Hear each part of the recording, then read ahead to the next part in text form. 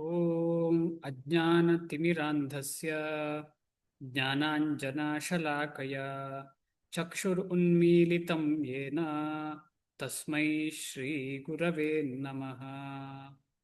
श्रीचैतन्यमनोभीष्टं स्थापितं येन भूतले स्वयं रूपः कदा मह्यं ददाति स्वपदान्तिकम्। वन्देऽहं श्रीगुरो श्रीयुतपदकमलं श्रीगुरून् वैष्णवांश्च श्रीरूपं साग्रजातं सहगणरघुनाथान्वितं तं सजीवं साद्वैतं सावधूतं परिजनसहितं कृष्णचैतन्यदेवं श्रीराधा कृष्णपादान् सहगणललिता श्रीविशाखान्वितांश्च। हे कृष्ण करुणा सिन्धो दीनबन्धो जगत्पते गोपेश गोपिका कान्त राधा कान्त नमोऽस्तु ते। तप्त काञ्चन गौराङ्गी राधे वृन्दावनेश्वरी वृषभानुसुते देवी प्रणमामि हरिप्रिये। वाञ्छाकल्पतरुभ्यश्च कृपा सिन्धुभ्य एव च पतितानां पावनेभ्यो वैष्णवेभ्यो नमो नमः। नमो ॐ विष्णुपादाय कृष्णप्रेष्ठाय भूतले श्रीमते भक्तिवेदान्त स्वामिन्निते नामिने। नमस्ते सारस्वते देवे गौरवाणी प्रचारिणे निर्विशेष शून्यवादी पाश्चात्यदेशतारिणे। जय श्री कृष्ण चैतन्य प्रभु नित्यानंद श्री अद्वैत गदाधर श्रीवासादि गौर भक्तवृंद। हरे कृष्णा कृष्ण कृष्ण हरे हरे हरे राम राम राम हरे हरे। ओम नमो भगवते वासुदेवाय। ओम नमो भगवते वासुदेवाय। ओम नमो भगवते वासुदेवाय। ओम सुरभ्यै नमः।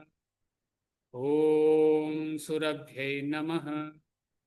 ओम सुरभ्ये नमः। मूकं करोति वाचालं पङ्गुं लङ्घायते गिरिं यत्कृपातमहं वन्दे श्रीगुरुं दीनतारिणम्।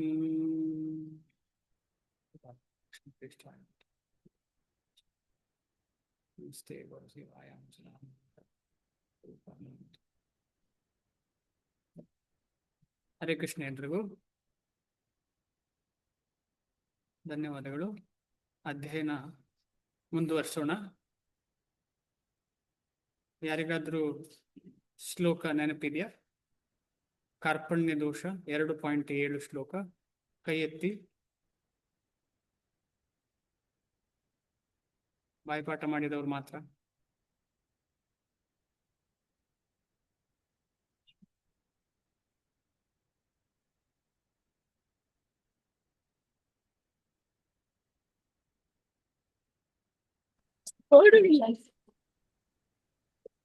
ಪ್ಲೀಸ್ ಹೇಳಿ. ಅನ್ಮ್ಯೂಟ್ ಪಲ್ಯ ನೆನ್ಪು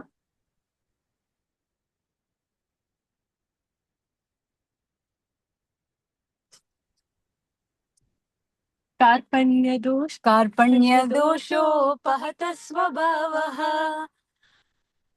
पृच्छामि त्वां धर्मसम्मूढचेतः यस्वेयस्य निश्चितं ब्रूहि तन्मे शिष्यस्तेऽहं शाधिमां त्वां प्रपन्नम्. ಒಬ್ರು ಹೇಳಿ.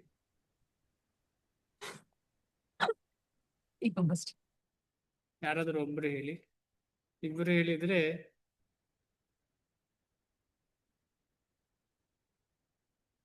ಸದ್ಯ ಆದ್ರೆ ಹೇಳಿ.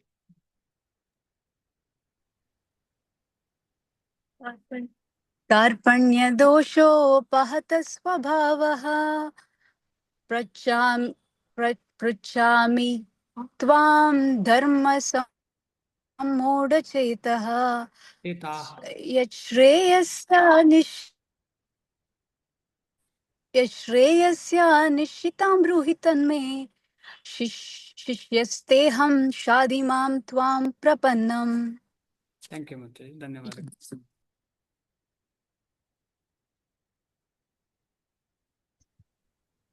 ಹರೇ ಕೃಷ್ಣ ಪ್ರಭು. ಹರೇ ಕೃಷ್ಣ. ಹೇಳಿ ಮತ್ತೆ. ಕಾರ್ಪಣ್ಯ ದೋಷೋ ಅಪತ ಸ್ವಭಾವ ಇಚ್ಛಾ ಪಶ್ಚಾಮಿ ತ್ವಾಂ ಧರ್ಮ ಸಮೂಢಾಃ ಯಚ್ಛ್ರೇಯಸ್ಯಾನಿ ಚಿತಂ ಚಿತಂ ಬ್ರೂಹಿ ತನ್ಮೇ ಶಿಷ್ಯಸ್ತೆಹಂ ಶಾದಿ ತ್ವಾಮಾಂ ಪ್ರಪನ್ನಂ. ಹರೇ ಕೃಷ್ಣ. ಹರೇ ಕೃಷ್ಣ ಪ್ರಭು. ಹರೇ ಕೃಷ್ಣ. ಇನ್ನೂ ಸ್ವಲ್ಪ ಅಭ್ಯಾಸ ಮಾಡಿ ಆಗತ್ತೆ. ಧನ್ಯವಾದಗಳು. ಧನ್ಯವಾದಗಳು.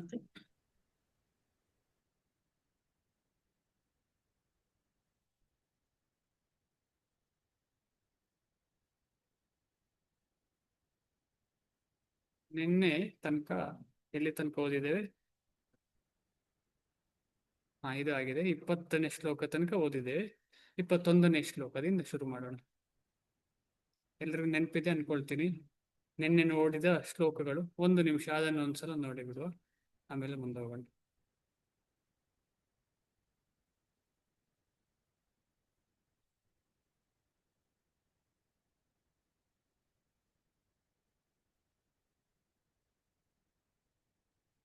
ಮಾತ್ರ ಸ್ಪರ್ಶಾಸ್ತು ಕೌಂತೆಯ ಶೀತೋಷ್ಣ ಸುಖ ದುಃಖದಾಹ ಆಗಮಾಪಾಯಿನೋ ನಿತ್ಯ ತಾಂ ತಿತಿಕ್ಷಸ್ವ ಭಾರತ ಅಂತ ಕಂಟ್ರೋಲ್ ಮಾಡಬೇಕು ಹೇಳಿ.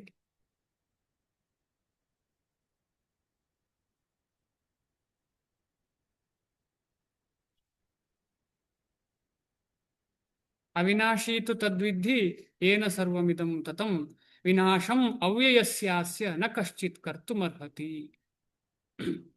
ಅಂದ್ರೆ ದೇಹಕ್ಕೆ ವಿನಾಶ ತಪ್ಪಿದ್ದಲ್ಲ, ಆತ್ಮಕ್ಕೆ ವಿನಾಶವೇ ಇಲ್ಲ. ಆದ ಕಾರಣ ಯುದ್ಧ ಮಾಡು. ಅಂತವಂತಹ ಇಮೇ ದೇಹ ನಿತ್ಯಸ್ಯ ಉಕ್ತಾಹ ಶರೀರಿಣಃ ಅನಾಶಿನೋ ಅಪ್ರಮೇಯಸ್ಯ ತಸ್ಮಾದ್ ಯುದ್ಧಸ್ವ ಭಾರತ. ಈ ದೇಹಕ್ಕೆ ಖಂಡಿತವಾಗಿ ಒಂದು ಅಂತ್ಯ ಅಂತ ಇದೆ. ಆದ ಕಾರಣ ನಿತ್ಯವಾಗಿರುವಂತಹ ಶರೀರಿ ಯಾರು ಅಂತ ಹೇಳಿದ್ರೆ ಅದು ಆತ್ಮ. ಆತ್ಮಕ್ಕೆ ಯಾವತ್ತು ಸಾವಿಲ್ಲ. ಆದ ಕಾರಣ ಯುದ್ಧ ಮಾಡು. ಏವಂ ವೇತ್ತಿ ಹಂತಾರಂ ಯಶ್ಚೈನಂ ಮನ್ಯತೆ ಹತಂ ಉಭೌತೌ ನ ವಿಜಾನೀತು ನಾಯಂ ಹಂತಿನ ಹನ್ಯತೆ. ಈ ಆತ್ಮವನ್ನ ಯಾರಾದ್ರೂ ಕೊಲ್ಲಿಕ್ಕಾಗ್ತದೆ ಅಂತ ತಿಳ್ಕೊಂಡವರು, ಅಥವಾ ಕೊಲ್ಲಿಕ್ಕಾಗ್ತದೆ ಅಂತ ಹೇಳಿ ಅಥವಾ ಕೊಲ್ಲಲ್ಪಡುತ್ತದೆ ಅಂತ ಹೇಳಿ ತಿಳ್ಕೊಂಡವರು ಮೂರ್ಖರು ಅಂತ ಹೇಳ್ತಾರೆ. ನ ಜಾಯತೆ ಮ್ರಿಯತೆ ವಾ ಕದಾಚಿನ್ ನಾಯಂ ಭೂತ್ವಾ ಭವಿತಾ ನ ಭೂಯಃ ಅಜೋ ನಿತ್ಯ ಶಾಶ್ವತೋಯಂ ಪುರಾಣೋ ನ ಹನ್ಯತೆ ಹನ್ಯಮಾನೇ ಶರೀರೆ.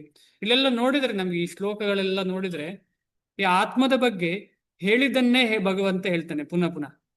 ಅಂದ್ರೆ ಕೆಲವು ವಿಚಾರಗಳು ಸಾಯೋದಿಲ್ಲ, ಆತ್ಮಕ್ಕೆ ಕೊನೆ ಇಲ್ಲ, ಎಷ್ಟು ಸಲ ರಿಪೀಟ್ ಮಾಡಿದ್ದಾರೆ ಅಂತ ಇಲ್ಲ ಇದರಲ್ಲಿ.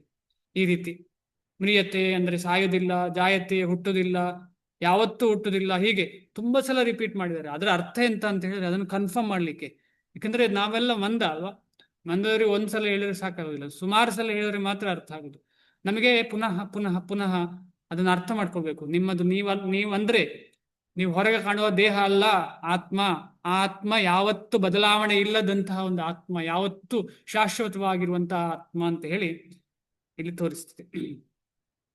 ಇವತ್ತಿನ ಶ್ಲೋಕಕ್ಕೆ ಹೋಗೋಣ. ನ ಜಾಯತೆ ಅದಾಯ್ತು. ಹನ್ಯಮಾನೇ ಶರೀರೆ ನಿನ್ನೆವರೆಗೆ 20ನೇ ಶ್ಲೋಕದವರೆಗೆ ಹೋಗ್ತೇವೆ. ಇವತ್ತು 21ನೇ ಶ್ಲೋಕ.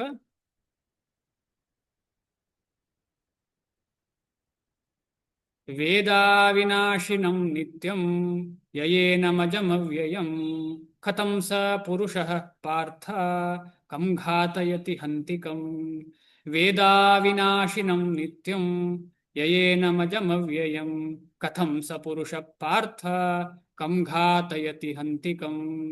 ವೇದಾವಿನಾಶಿನಂ ನಿತ್ಯಂ ಯಯೇನಮಜಮವ್ಯಯಂ ಕಥಂ ಸ ಪುರುಷ ಪಾರ್ಥ ಕಂ ಘಾತಯತಿ ಹಂತಿಕಂ.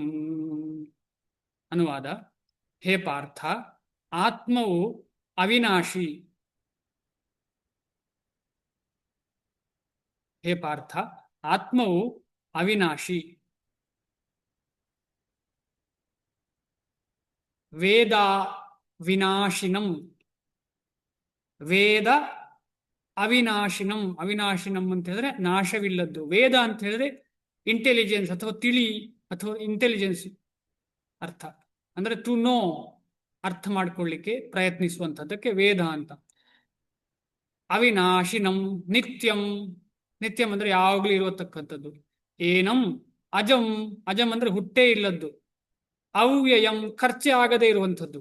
ಅಂದ್ರೆ ಅದಕ್ಕೆ ಖರ್ಚು ಅಂತ ಇಲ್ಲ. ಈಗ ಯಾವುದಾದ್ರೂ ಒಂದು ಹಣ ನಾವು ಕಿಸೆಯಲ್ಲಿ ಇಟ್ಟಿದ್ದೇವೆ ಅಂತ ಹೇಳಿದ್ರೆ ಸ್ವಲ್ಪ ಆ ಕಡೆ ಈ ಕಡೆ ಹೋಗಿ ಖರ್ಚಾಗ್ತದೆ. ಅಂದ್ರೆ ಅದು ಕಮ್ಮಿ ಆಗ್ತದೆ ಅಥವಾ ಜಾಸ್ತಿ ಆಗ್ತದೆ. ಕಮ್ಮಿ ಅಥವಾ ಜಾಸ್ತಿ ಇಲ್ಲದಂತಹ ವಸ್ತುವೇ ಆತ್ಮ. ಅವ್ಯಯಂ, ವ್ಯಯವೇ ಇಲ್ಲ. ಇದು ವಿಕಾರ ಅಲ್ಲ, ವ್ಯಯ. ವಿಕಾರಕ್ಕೆ ಬೇರೆ ಅವಿಕಾರ ಅಂತ ಬರ್ತದೆ ನೆಕ್ಸ್ಟ್.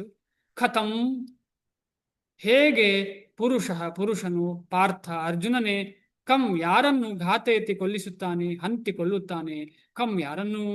ಅನುವಾದ: ಹೇ ಪಾರ್ಥ, ಆತ್ಮವು ಅವಿನಾಶಿ, ನಿತ್ಯ, ಅದಕ್ಕೆ ಹುಟ್ಟಿಲ್ಲ. ಅವ್ಯಯ ಅಂದ್ರೆ ಕ್ಷಯವಿಲ್ಲ, ಅದಕ್ಕೆ ಕ್ಷಯವಿಲ್ಲ ಎಂದು ತಿಳಿದವನು ಹೇಗೆ ಯಾರನ್ನಾದರೂ ಕೊಲ್ಲುವನು ಅಥವಾ ಕೊಲ್ಲಿಸುವನು. ಈಗ ಆತ್ಮಕ್ಕೆ ಇದೆಲ್ಲ ಕ್ವಾಲಿಟಿ ಇದೆ ಅಂತ ಗೊತ್ತಾಯ್ತು ನಮಗೆ. ಯಾವುದೆಲ್ಲ ಕ್ವಾಲಿಟಿ? ಅದಕ್ಕೆ ವಿನಾಶ ಅಂತ ಇಲ್ಲ, ಅದು ನಿತ್ಯವಾಗಿ ಯಾವತ್ತೂ ಇರ್ತದೆ. ಆಮೇಲೆ ಅದಕ್ಕೆ ಹುಟ್ಟು ಸಾವಿಲ್ಲ ಅದಕ್ಕೆ. ಆಮೇಲೆ ಅದು ಯಾವತ್ತೂ ಕಮ್ಮಿ ಆಗುವುದು ಅಂತ ಇಲ್ಲ, ಅದು ಕ್ಷಯವೇ ಇಲ್ಲ ಅದಕ್ಕೆ. ಇಷ್ಟೆಲ್ಲ ಇರುವಾಗ ಅದನ್ನು ಹೇಗೆ ಯಾರಾದ್ರೂ ಕೊಲ್ಲಿಕ್ಕೆ ಸಾಧ್ಯ ಅಥವಾ ಕೊಲ್ಲಿಸ್ಲಿಕ್ಕೆ ಸಾಧ್ಯ? ಯಾರಿಗಾದ್ರೂ ಗೊತ್ತಾ ಯಾರು ಕೊಲ್ಲುದು ಯಾರು ಕೊಲ್ಲಿಸುವುದು ಅಂತ ಹೇಳಿ? ಯಾರು ಕೊಲ್ಲುದು ಯಾರು ಕೊಲ್ಲಿಸುವುದು?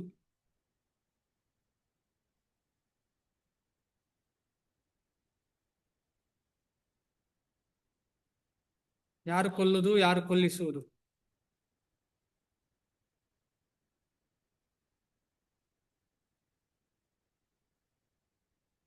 ಗೊತ್ತಿಲ್ಲ? ಕೊಲ್ಲಿಕ್ಕೆ ಪ್ರೇರಣೆ ಮಾಡುವವರು ಯಾರು? ಕೊಲ್ಲಿಕ್ಕೆ ಸಿದ್ಧರಾದವರು ಯಾರು? ನೇರ ಪ್ರಶ್ನೆ ಇದು.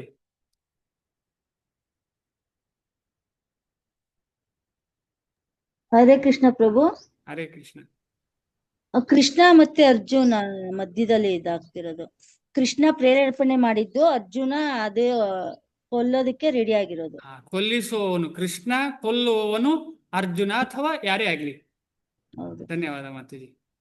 ಈಗ ಆ ಪ್ರಶ್ನೆ ಉದ್ಭವ ಆಗಿದೆ. ಕೇಳ್ಬೋದಲ್ಲ ಜನ ಕೇಳ್ಬೋದಲ್ಲ, ಅದಕ್ಕೆ ಈ ಪ್ರಶ್ನೆ. ಅದಕ್ಕೆ ಕೃಷ್ಣ, ಯಾಕಂದ್ರೆ ಮುಂಚಿನ ಶ್ಲೋಕದಲ್ಲೆಲ್ಲ ಹೇಳ್ತಾ ಉಂಟಲ್ಲ, ಆತ್ಮಕ್ಕೆ ಕ್ಷಯವಿಲ್ಲ, ಅದು ಇಲ್ಲ ಇದಿಲ್ಲ ಅಂತ ಹೇಳಿ. ಆದ್ರೆ ಇಲ್ಲಿ ಏನು ಅನ್ನಿಸ್ತಾ ಉಂಟು, ಕೆಲವರು ಪ್ರಶ್ನೆ ಹಾಕ್ಬೋದಲ್ಲ, ಇದೆಲ್ಲ ಕರೆಕ್ಟ್. ಆದ್ರೆ ಇಂತಹ ಜ್ಞಾನ ಪಡೆದ ನಂತರ ಕೂಡ ಯಾರನ್ನಾರು ಕೊಲ್ಲುವಂತೆ ಪ್ರೇರೇಪಿಸಬಹುದಾ ಎಂದು ಯೋಚಿಸಬಹುದಲ್ಲ. ಆ ದೃಷ್ಟಿಕೋನದಿಂದ ಈ ಶ್ಲೋಕವನ್ನು ಭಗವಂತ ಹೇಳ್ತಾನೆ. ಮುಂದಿನ ಶ್ಲೋಕ ಕೂಡ ಇದನ್ನೇ ಅಡ್ರೆಸ್ ಮಾಡ್ತದೆ. ಭಾವಾರ್ಥ ಓದ್ತೀನಿ, ತುಂಬಾ ಚೆನ್ನಾಗಿದೆ ಭಾವಾರ್ಥ. ನಿಧಾನಕ್ಕೆ ಓದೋಣ. ಪ್ರತಿಯೊಂದು ವಸ್ತುವಿಗೂ ಅದರದೇ ಪ್ರಯೋಜನವಿದೆ. ಪ್ರತಿಯೊಂದು ವಸ್ತುವಿಗೂ ಅದರದ್ದೇ ಪ್ರಯೋಜನವಿದೆ. ಪರಿಪೂರ್ಣ ವಿದ್ಯೆಯ ನೆಲೆ ಇರುವವನಿಗೆ ಒಂದು ವಸ್ತುವನ್ನು ಸರಿಯಾದ ಪ್ರಯೋಜನವನ್ನು ಪಡೆದುಕೊಳ್ಳಲು ಹೇಗೆ ಮತ್ತು ಎಲ್ಲಿ ಅದನ್ನು ಉಪಯೋಗಿಸಬೇಕು ಎನ್ನುವುದು ತಿಳಿದಿರುತ್ತದೆ. ಯಾವುದೇ ವಸ್ತುವಿನದು ಉಪಯೋಗ ಇದೆ, ಅದು ಎಲ್ಲಿ ಹೇಗೆ ಬೇಕೋ ಹಾಗೆ ಉಪಯೋಗಿಸಲಿಕ್ಕೆ ಸಾಧ್ಯ. ಇದೇ ರೀತಿ ಹಿಂಸೆಗೂ ಅದರ ಪ್ರಯೋಜನವಿದೆ. ಹಿಂಸೆಯನ್ನು ಹೇಗೆ ಬಳಸಬೇಕು ಎನ್ನುವುದು ತಿಳುವಳಿಕೆಯುಳ್ಳ ಮನುಷ್ಯನನ್ನು ಅವಲಂಬಿಸಿದೆ. ಕೊಲೆ ಮಾಡಿದವನೆಂದು ಶಿಕ್ಷೆಗೆ ಗುರಿಯಾಗಬೇಕಾದವನಿಗೆ ನ್ಯಾಯಾಧೀಶನು ಮರಣ ದಂಡನೆಯನ್ನು ವಿಧಿಸುತ್ತಾನೆ. ಆದರೆ ನ್ಯಾಯಾಧೀಶನನ್ನು ಆಕ್ಷೇಪಿಸುವಂತಿಲ್ಲ, ಏಕೆಂದರೆ ಅವನು ನ್ಯಾಯ ಸಂಹಿತೆಗೆ ಅನುಗುಣವಾಗಿ ಮತ್ತೊಬ್ಬನ ಮೇಲೆ ಹಿಂಸೆಯನ್ನು ಪ್ರಯೋಗಿಸುತ್ತಾನೆ. ಕೊಲೆ ಮಾಡಿದವನು ತಾನು ಮಾಡಿದ ಹೇಯ ಪಾಪಕ್ಕಾಗಿ ಮುಂದಿನ ಜನ್ಮದಲ್ಲಿ ಕಷ್ಟಪಡದಂತೆ ಅವನಿಗೆ ಮರಣದಂಡನೆಯನ್ನು ಕೊಡಬೇಕೆಂದು ಮನುಸಂಹಿತೆಯಲ್ಲಿ ಸಮರ್ಥಿಸಿದೆ. ಮನುಸಂಹಿತೆಯಲ್ಲಿ ಏನು ಸಮರ್ಥಿಸಿದೆ? ಯಾರು ಕೊಲ್ತಾರೋ, ಸುಮ್ಮನೆ ಯಾರೆಲ್ಲ ಅತ್ಯಾಚಾರ ಹೀಗೆಲ್ಲ ಮಾಡ್ತಾರೋ, ಯಾರಾದ್ರೂ ಕೊಲ್ತಾರೋ ಅಂಥವರನ್ನ ಕೊಲ್ಬೇಕು ಅಂತ ಹೇಳಿ ಮನುಸಂಹಿತೆಯಲ್ಲಿ ಬರ್ದಿದೆ. ಯಾಕೆ ಕೊಲ್ಬೇಕು ಅಂತ ಹೇಳಿದ್ರೆ, ಅವರ ಮುಂದೆ ಜಾಸ್ತಿ ಮಾಡ್ಯಾರು, ಅದರಿಂದ ಅವರಿಗೆ ನೆಕ್ಸ್ಟ್ ಜನ್ಮ ತುಂಬಾ ಸ್ಟ್ರಗಲ್ಫುಲ್, ಕಷ್ಟಕರವಾದ ಜನ್ಮ ಸಿಗ್ತದೆ. ಈಗಲೇ ಕೊಂದ್ರೆ ಅಷ್ಟಾದ್ರೂ ಕಮ್ಮಿ ಆಯ್ತಲ್ಲ. ಆದ್ದರಿಂದ ರಾಜನು ಕೊಲೆಗಡುಕನನ್ನು ನೇಣು ಹಾಕಬೇಕೆಂದು ವಿಧಿಸಿದಾಗ ಅವನಿಗೆ ಉಪಕಾರವನ್ನೇ ಮಾಡುತ್ತಿದ್ದಾನೆ. ಯಾರಿಗೆ? ಕೊಲೆಗಡುಕನಿಗೆ ಉಪಕಾರವನ್ನೇ ಮಾಡುತ್ತಿದ್ದಾನೆ. ಹಾಗೆಯೇ ಕೃಷ್ಣನು ಯುದ್ಧ ಮಾಡು ಎಂದು ಆಜ್ಞಾಪಿಸಿದಾಗ ಈ ಹಿಂಸೆಯು ಪರಮ ನ್ಯಾಯಕ್ಕೋಸ್ಕರ ಎಂದು ಭಾವಿಸಬೇಕು. ತುಂಬಾ ಇಂಪಾರ್ಟೆಂಟ್. ಭಗವಂತ ಹೇಳಿದಂತೆ ಯುದ್ಧ ಮಾಡುದು ಅಂತ ಹೇಳಿದ್ರೆ ಅದು ಪರಮ ನ್ಯಾಯ, ಸಾಮಾಜಿಕ ನ್ಯಾಯ ಅಲ್ಲ, ಪರಮ ಉನ್ನತವಾದಂತಹ ನ್ಯಾಯ. ಅದು ಭಗವಂತನಿಂದಲೇ ಸೃಷ್ಟಿಸಿದ ನ್ಯಾಯ. ನಾವು ಪ್ರಶ್ನೆ ಮಾಡುವಾಗಿಲ್ಲ ಯಾಕೆ ಅಂತ ಹೇಳಿ. ಯಾಕೆಂತ ಹೇಳಿದ್ರೆ ಶಾಸ್ತ್ರ ಕೂಡ ಹೇಳ್ತದೆ ಭಗವಂತ ಅದನ್ನೇ ಮಾಡ್ತಿದ್ದಾನೆ. ಕೃಷ್ಣನಿಗಾಗಿ ಯುದ್ಧ ಮಾಡುವಾಗ ಆಗುವ ಹಿಂಸೆಯು ನಿಜವಾಗಿ ಹಿಂಸೆಯೇ ಅಲ್ಲ. ಯಾಕೆಂದ್ರೆ ಪ್ರತಿಯೊಬ್ಬರು ಸತ್ತವರು ಎಲ್ಲಿಗೆ ಹೋಗ್ತಾರೆ? ಭಗವದ್ಧಾಮಕ್ಕೆ ಹೋಗ್ತಾರೆ, ಇಲ್ಲಾಂದ್ರೆ ಅವರಿಗೆ ಒಳ್ಳೆ ಜನ್ಮ ಸಿಗ್ತದೆ. ಏಕೆಂದರೆ ಒಬ್ಬ ಮನುಷ್ಯನನ್ನು ಅಥವಾ ಅವನ ಆತ್ಮವನ್ನು ಕೊಲ್ಲುವುದು ಸಾಧ್ಯವೇ ಇಲ್ಲ. ಇನ್ನೊಂದು ಕಡೆ ನೋಡುದಿದ್ರೆ ಅವರ ದೇಹ ಮಾತ್ರ ಸಾಯ್ತದೆ, ಆತ್ಮವನ್ನ ಕೊಲ್ಲಿಕ್ಕೆ ಸಾಧ್ಯವೇ ಇಲ್ಲ. ಆದುದರಿಂದ ನ್ಯಾಯದ ನಿರ್ವಹಣೆಗಾಗಿ ಹೊರತೋರಿಕೆಯ ಹಿಂಸೆಗೆ ಅವಕಾಶ ಉಂಟು. ಹೊರತೋರಿಕೆಯ ಹಿಂಸೆ ಅಂತ ಹೇಳಿದ್ರೆ ಹೃದಯದಲ್ಲಿ ಗೊತ್ತುಂಟಲ್ಲವೇ, ಆತ್ಮಕ್ಕೆ ಸಾವಿಲ್ಲ, ಆಗ ಹಿಂಸೆ ಮಾಡ್ತಾ ಇಲ್ಲ. ಆದರೆ ದೇಹವನ್ನ ಹಿಂಸೆ ಮಾಡ್ತಾ ಇದ್ದಾರೆ, ದೇಹಕ್ಕೆ ಹಿಂಸೆ ಕೊಡ್ತಾ ಇದ್ದಾರೆ. ಅರ್ಜುನನು ಇದನ್ನು ಅರ್ಥ ಮಾಡಿಕೊಂಡು ಕೃಷ್ಣನ ಆದೇಶವನ್ನು ಪಾಲಿಸಬೇಕು. ಆಕ್ಚುಲಿ ನಿಜವಾಗಿ ಆತ್ಮ ಇರುವ ಕಾರಣ ದೇಹಕ್ಕೆ ನೋವು ಗೊತ್ತಾಗ್ತದೆ. ಆತ್ಮ ಇಲ್ಲ ಅಂತ ಹೇಳಿದ್ರೆ ದೇಹಕ್ಕೆ ಎಲ್ಲಿ ನೋವಾಗ್ತದೆ? ದೇಹಕ್ಕೆ ನೋವೇ ಇಲ್ಲ. ಶಸ್ತ್ರಚಿಕಿತ್ಸೆಯ ಉದ್ದೇಶ ರೋಗಿಯನ್ನು ಕೊಲ್ಲುವುದಲ್ಲ, ಅವನನ್ನು ಗುಣಪಡಿಸುವುದು. ಕೃಷ್ಣನ ಆದೇಶದಂತೆ ಅರ್ಜುನನು ಮಾಡುವ ಯುದ್ಧಕ್ಕೆ ಸಂಪೂರ್ಣ ತಿಳುವಳಿಕೆಯ ಆಧಾರವಿದೆ. ಆದ್ದರಿಂದ ಪಾಪ ಕರ್ಮದ ಫಲದ ಸಾಧ್ಯತೆಯೇ ಇಲ್ಲ. ತುಂಬಾ ಇಂಪಾರ್ಟೆಂಟು. ಯಾಕೆ ಇಂಪಾರ್ಟೆಂಟ್ ಅಂತ ಹೇಳಿದ್ರೆ ಪ್ರಶ್ನೆ ಕೇಳ್ಬೋದು, ಓ ಅರ್ಜುನ ಕೊಲ್ತಾ ಇದ್ದಾನೆ, ಕೃಷ್ಣ ಕೊಲ್ಲಿಸ್ತಾ ಇದ್ದಾನೆ, ಆದ್ರೆ ಇದಕ್ಕೆ ಕಾರಣ ಎಂತ ಅಂತ ಹೇಳಿದ್ರೆ ಇಲ್ಲಿ ಸ್ಪಷ್ಟವಾಗಿ ಕಾಣ್ತಾ ಉಂಟು. ಪ್ರತಿಯೊಂದು ವಿಷಯಕ್ಕೆ ಕೂಡ ಅದರದ್ದೇ ಆದಂತಹ ಒಂದು ಸಾಮರ್ಥ್ಯ ಇದೆ. ಅದನ್ನು ಎಲ್ಲಿ ಉಪಯೋಗಿಸ್ಬೇಕು ಅಲ್ಲೇ ಉಪಯೋಗಿಸ್ಬೇಕು. ಅದೇ ರೀತಿಯಲ್ಲಿ ಭಗವಂತ ಉನ್ನತ ಉದ್ದೇಶಕ್ಕೋಸ್ಕರ ಹಿಂಸೆಯನ್ನ ಉಪಯೋಗಿಸ್ತಿದ್ದಾರೆ ಭಗವಂತರು. ಇದಕ್ಕೆ ಒಂದು ನಾರದ ಮುನಿಗಳು ಹೇಳ್ತಾರೆ. ನಾರದ ಮುನಿಗಳು ಏನ್ ಹೇಳ್ತಾರೆ ಅಂತ ಹೇಳಿದ್ರೆ, ಒಂದ್ಸರ್ತಿ ನಾರದ ಮುನಿಗಳು ಹೋಗ್ತಾ ಇರುವಾಗ ರಾಜನ ಮಗನನ್ನು ನೋಡಿದ್ನಂತೆ. ಆಶೀರ್ವಾದ ಕೊಡ್ಬೇಕಲ್ಲ, ಯಾಕಂದ್ರೆ ಸನ್ಯಾಸಿಗಳು ಶ್ರೇಷ್ಠರು, ಆಶೀರ್ವಾದ ಎಲ್ಲರೂ ಕೊಡ್ತಾರಲ್ಲ ಸನ್ಯಾಸಿಗಳು. ರಾಜನ ಮಗನಿಗೆ ಈ ರೀತಿ ಆಶೀರ್ವಾದ ಮಾಡಿದಂತೆ, ರಾಜಪುತ್ರ ಚಿರಂಜೀವ ಅಂತ ಹೇಳಿ, ನೀನು ಚಿರಂಜೀವಿಯಾಗಿ ಬಾಳು ಹೇ ರಾಜಪುತ್ರನೇ ಅಂತ ಹೇಳಿ. ಮತ್ತೆ ಸ್ವಲ್ಪ ಮುಂದೆ ಹೋಗುವಾಗ ಒಬ್ಬ ಸಂತನ ಮಗ, ಸಾಧು ಬ್ರಾಹ್ಮಣನ ಮಗ ಸಿಕ್ಕಿದ್ನಂತೆ.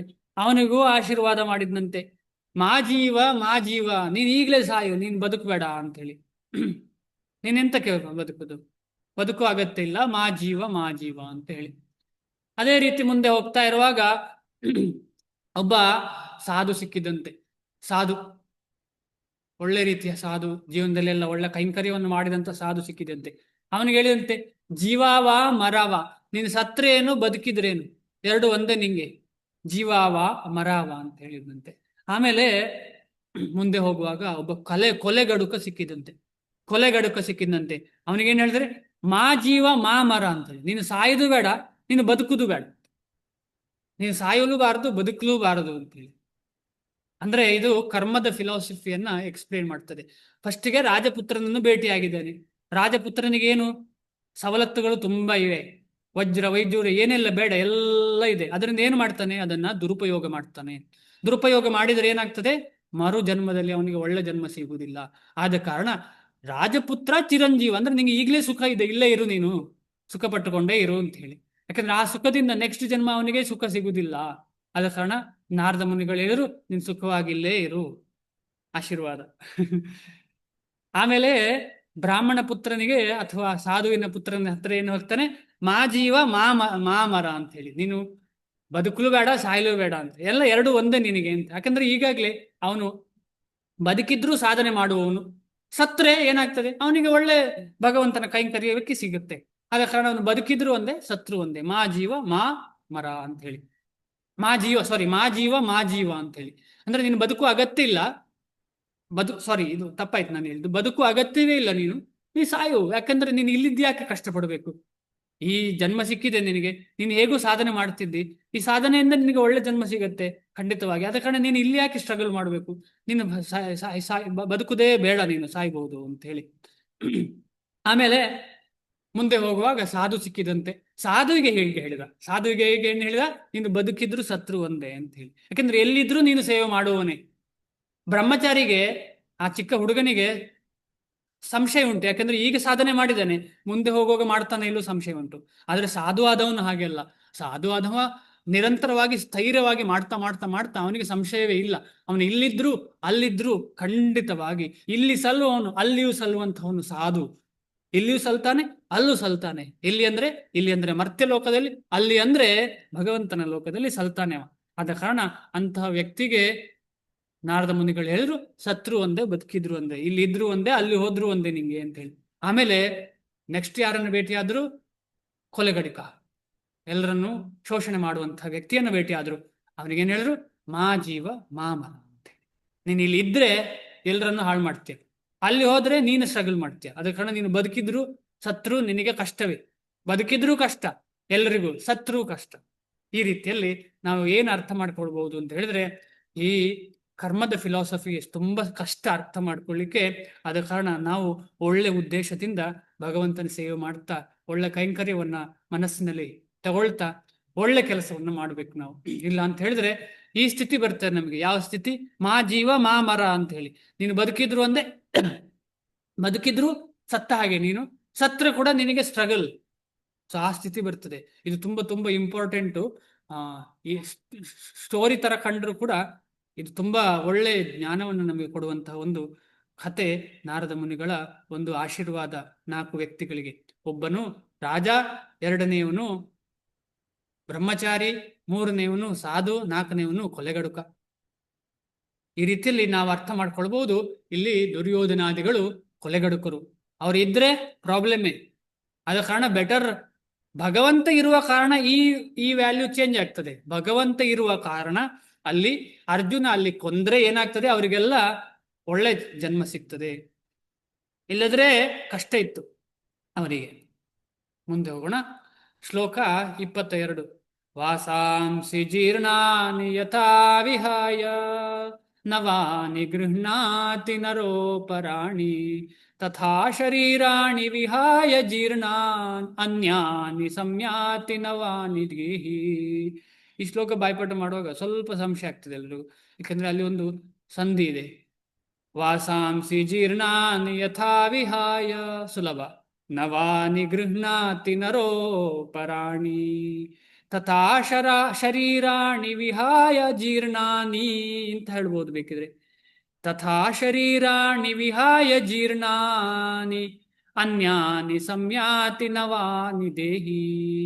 ಅನ್ಯಾನಿ ಸಂಯಾತಿ ನವಾನಿ ದೇಹಿ. ಈ ಸಂಧಿ ವಿಚ್ಛೇದ ಮಾಡಿದ್ದನ್ನು ನೋಡಿ ಅದನ್ನು ಬಾಯ್ಪಾಠ ಮಾಡಬಹುದು. ಆಮೇಲೆ ಮುಂದೆ ಹೋದಾಗೆ ಸುಲಭ ಆಗ್ತದೆ. ತಥಾ ಶರೀರಾಣಿ ವಿಹಾಯ ಜೀರ್ಣಾನ್ಯನ್ಯಾನಿ ಸಂಯಾತಿ ನವಾನಿ ದೇಹಿ. ಅದನ್ನ ಜೊತೆಯಲ್ಲಿ ಕೂಡ ಹೇಳಬಹುದು. ಅನುವಾದ ತುಂಬಾ ಇಂಪಾರ್ಟೆಂಟ್ ಶ್ಲೋಕ. ಇವತ್ತಿನ ನಿಜವಾದ ಶ್ಲೋಕ ಇದೆ, ತುಂಬಾ ಇಂಪಾರ್ಟೆಂಟು. ಹೇಗೆ ನಾವು ನಮ್ಮ ದೇಹವನ್ನ ಯಾವ ರೀತಿಯಲ್ಲಿ ನಾವು ತಿಳ್ಕೊಳ್ಬೇಕು ಅಂತ ಹೇಳಿ ದೇಹದ ಬಗ್ಗೆ ಭಗವಂತ ಇಲ್ಲಿ ಎಕ್ಸ್ಪ್ಲೇನ್ ಮಾಡಿದ್ದಾನೆ. ಇಷ್ಟರವರೆಗೆ ಆತ್ಮದ ಬಗ್ಗೆ ಎಕ್ಸ್ಪ್ಲೇನ್ ಮಾಡಿದ್ದಾರೆ, ಇಲ್ಲಿ ದೇಹದ ಬಗ್ಗೆ ಎಕ್ಸ್ಪ್ಲೇನ್ ಮಾಡಿದ್ದಾರೆ. ಒಬ್ಬ ಶ್ರೀಲ ಪ್ರಭುಪಾದರಿಗೆ ಹಾಗೆ ಹೇಳಿಲ್ಲ ನಾನು, ದಯವಿಟ್ಟು ಕ್ಷಮಿಸಿ. ಅನುವಾದ ಮತ್ತು ಭಾವಾರ್ಥ ಜಗದ್ಗುರು ಶ್ರೀಲ ಪ್ರಭುಪಾದರಿಂದ ಶ್ರೀಲ ಪ್ರಭುಪಾದರಿಗೆ ಜಯವಾಗಲಿ. ಒಬ್ಬ ಮನುಷ್ಯನು ಹೇಗೆ ಹಳೆಯ ಬಟ್ಟೆಗಳನ್ನು ಬಿಟ್ಟು ಹೊಸ ಬಟ್ಟೆಗಳನ್ನು ತೊಟ್ಟುಕೊಳ್ಳುವನೋ ಹಾಗೆಯೇ ಆತ್ಮವು ಜೀರ್ಣವಾದ ದೇಹವನ್ನು ಬಿಟ್ಟು ಹೊಸ ದೇಹವನ್ನು ಸ್ವೀಕರಿಸುತ್ತದೆ. ಹೊಸ ದೇಹವನ್ನು ಸ್ವೀಕರಿಸುತ್ತದೆ.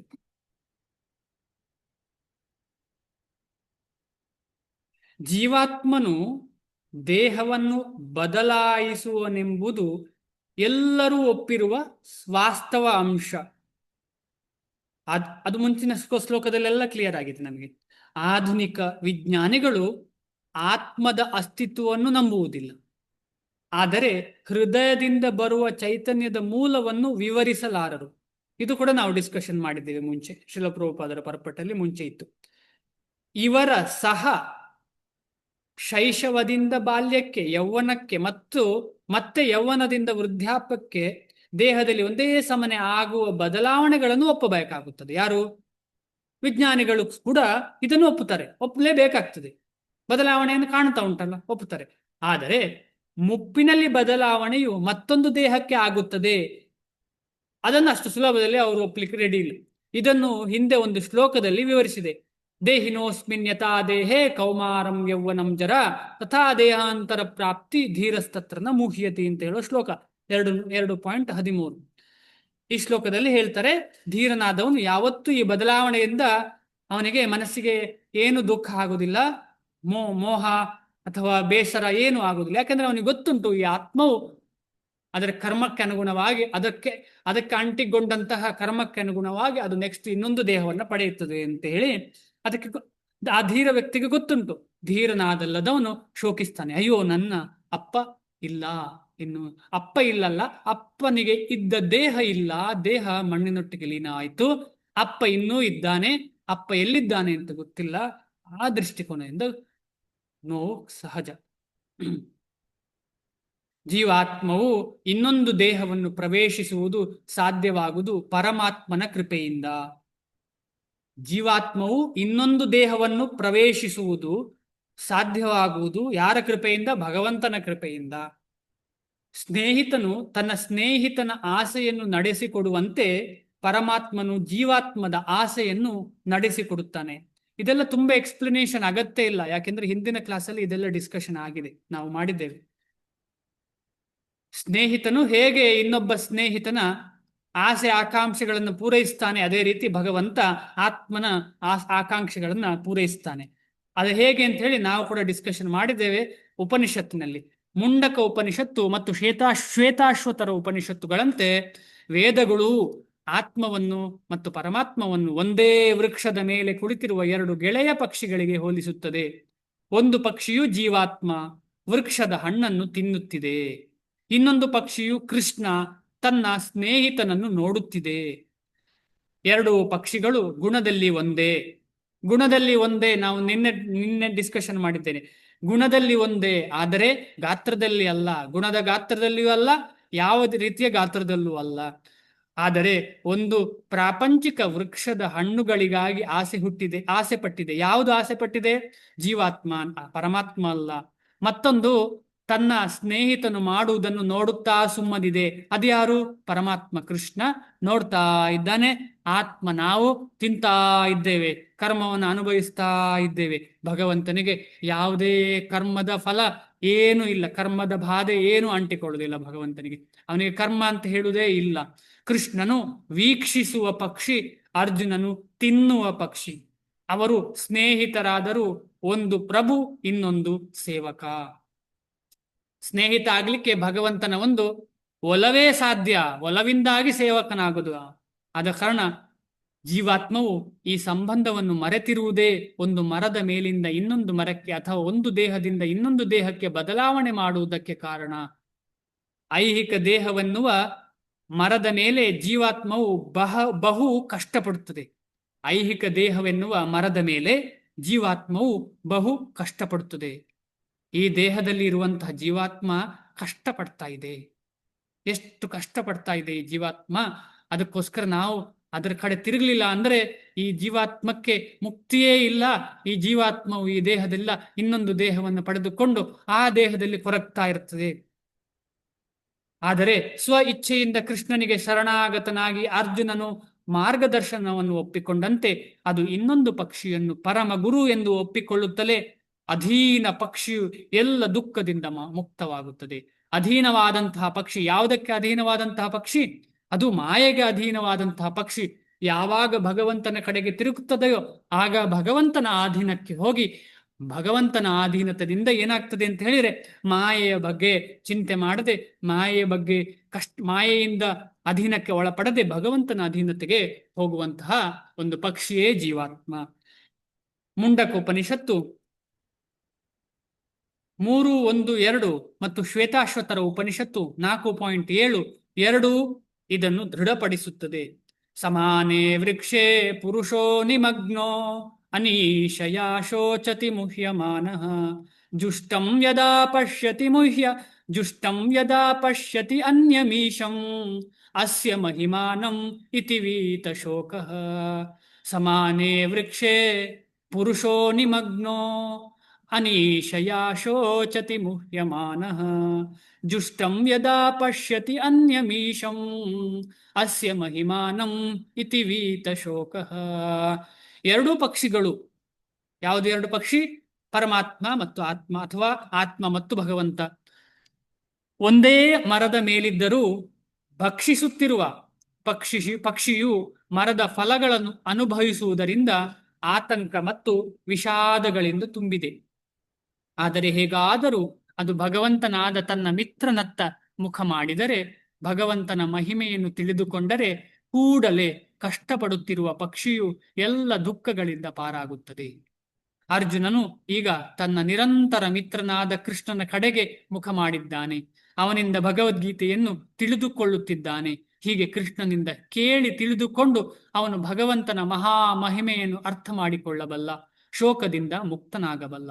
ವೃದ್ಧರಾದ ತನ್ನ ತಾತ ಮತ್ತು ತನ್ನ ಗುರುಗಳ ಶರೀರಗಳಲ್ಲಿ ಆಗುವ ಬದಲಾವಣೆಗಾಗಿ ಶೋಕಿಸಬಾರದೆಂದು ಭಗವಂತನು ಅರ್ಜುನನಿಗೆ ಬೋಧಿಸುತ್ತಾನೆ.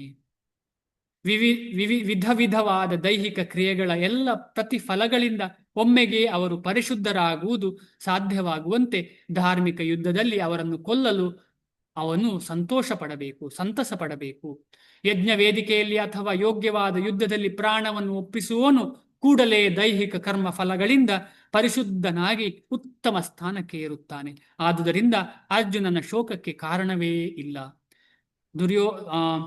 ಯಾರು ಗುರುಗಳು ಮತ್ತು ಪಿತಾಮಹ ದ್ರೋಣಾಚಾರ್ಯರು ಮತ್ತು ಭೀಷ್ಮ ಪಿತಾಮಹರು ದೇಹಗಳು ವೃದ್ಧವಾಗ್ತಾ ಇದೆ, ಆದ ಕಾರಣ ಅವರ ದೇಹವನ್ನ ಕೊಂದ್ರೆ ಅವರಿಗೆ ಒಳ್ಳೆ ದೇಹ ಸಿಗ್ತದೆ ಅಂತ ಹೇಳಿ ಇವನು ಸಂತೋಷ ಪಡಬೇಕು, ವಿನಃ ದುಃಖ ಪಡಬಾರದು ಅಂತ ಹೇಳಿ ಭಗವಂತ ಅರ್ಜುನನಿಗೆ ಬೋಧಿಸ್ತಾನೆ.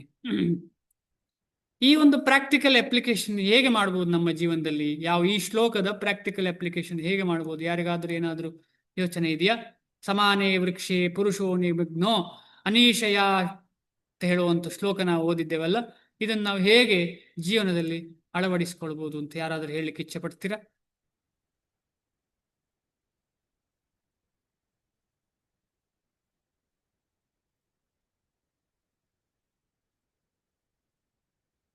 ಪ್ರಯತ್ನ ಪಡಿ. ಇದನ್ನು ಹೇಗೆ ನಾವು ನಮ್ಮ ಜೀವನದಲ್ಲಿ ಅಪ್ಲೈ ಮಾಡಬಹುದು, ಅಳವಡಿಸಿಕೊಳ್ಬಹುದು?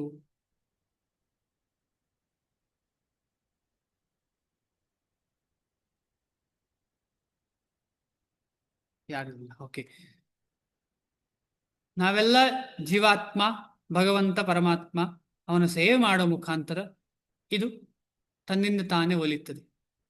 ನಾವೆಲ್ಲ ಪ್ರಯತ್ನ ಪಡ್ತಿದ್ದೇವಲ್ಲ ಭಗವಂತನ ಸೇವೆ ಮಾಡ್ಲಿಕ್ಕೆ. ಈಗ ಓದುವುದು ಅಂತ ಹೇಳಿದ್ರೆ ಭಗವಂತನ ಸೇವೆ, ಕೇಳುವುದು ಅಂತ ಹೇಳಿದ್ರೆ ಭಗವಂತನ ಸೇವೆ, ಜಪ ಮಾಡುವುದು ಅಂದ್ರೆ ಭಗವಂತನ ಸೇವೆ. ಇದೆಲ್ಲ ಏನು ಅಂದ್ರೆ ಆತ್ಮವು ಪರಮಾತ್ಮನಿಗೆ ತಿರುಗುವಂತಹ, ಪರಮಾತ್ಮನ ಕಡೆಗೆ ತಿರುಗುವಂತಹ ಒಂದು ಮಾರ್ಗ. ಇದು ಮಾಡದೇ ಇರುವ ಸಂದರ್ಭದಲ್ಲಿ ಏನಾಗ್ತಿರ್ತದೆ? ಹಣ್ಣನ್ನು ತಿಂತಾ ಇರ್ತದೆ. ಅಂದರೆ ಮಾಯೆಯ ಗ್ರಸ್ತನಾಗಿರ್ತದೆ ಆತ್ಮ, ಮಾಯೆಯ ಕಡೆ ತಿರುಗ್ತಾ ಇರ್ತದೆ. ಯಾಕೆ ಮಾಯೆಯ ಕಡೆ ತಿರುಗ್ತದೆ? ಯಾಕೆಂತ ಹೇಳಿದ್ರೆ ಮನಸ್ಸು, ಬುದ್ಧಿ, ಅಹಂಕಾರ ಮಾಯೆಯಿಂದ ತುಂಬಿಕೊಂಡಿದೆ. ಅದು ಎಲ್ಲಿಗೆ ಕರ್ಕೊಂಡು ಹೋಗ್ತದೆ? ಅದು ಅಲ್ಲಿಗೆ ಕರ್ಕೊಂಡು ಹೋಗ್ತದೆ. ಆದ ಕಾರಣ ನಾವೆಲ್ಲರೂ ಎಷ್ಟಾದರೂ ಪ್ರಯತ್ನ ಪಟ್ಟು, ಕಷ್ಟಪಟ್ಟು ನಾವು ನಮ್ಮ ಸಮಯವನ್ನು ಇದಕ್ಕೆ ನಿಯೋಜಿಸಬೇಕು. ಅದಕ್ಕಲ್ಲ, ಇದಕ್ಕೆ ಎಷ್ಟು ನಿಯೋಜಿಸ್ತೇವೆ ಅಷ್ಟು ನಾವು ಶುದ್ಧರಾಗಿ ಭಗವಂತನನ್ನ ನೋಡ್ಲಿಕ್ಕೆ ಸಾಧ್ಯ ಅಂತ ಹೇಳಿ ನಮಗೆ ತುಂಬಾ ಸುಲಭವಾಗಿ ಅರ್ಥವಾಗುವಂತಹ ವಿಚಾರ. ಇಲ್ಲದಿದ್ರೆ ಏನಾಗ್ತದೆ? ಮನೋರಥೇನ ಸತಿದಾವತೋ ಬಹಿ. ನಾವು ಅರ್ಥ ಮಾಡ್ಕೊಂಡಿದ್ದೇವೆ, ವೈಷ್ಣವರಾದವರು ಯಾವತ್ತು ಒಳ್ಳೆ ಗುಣಗಳನ್ನು ಪಡ್ಕೊಳ್ತಾರೆ. ಆದರೆ ವೈಷ್ಣವರಲ್ಲದವರು ಏನಾಗ್ತದೆ, ತನ್ನ ಮನಸ್ಸು ಎಲ್ಲಿಗೆ ಕರ್ಕೊಂಡು ಹೋಗ್ತದೆ, ಹುಚ್ಚು ಕುದುರೆ ಎಲ್ಲಿಗೆ ಕರ್ಕೊಂಡು ಹೋಗ್ತದೆ ಅಲ್ಲಿಗೆ ಹೋಗ್ತಾ ಇರ್ತದೆ.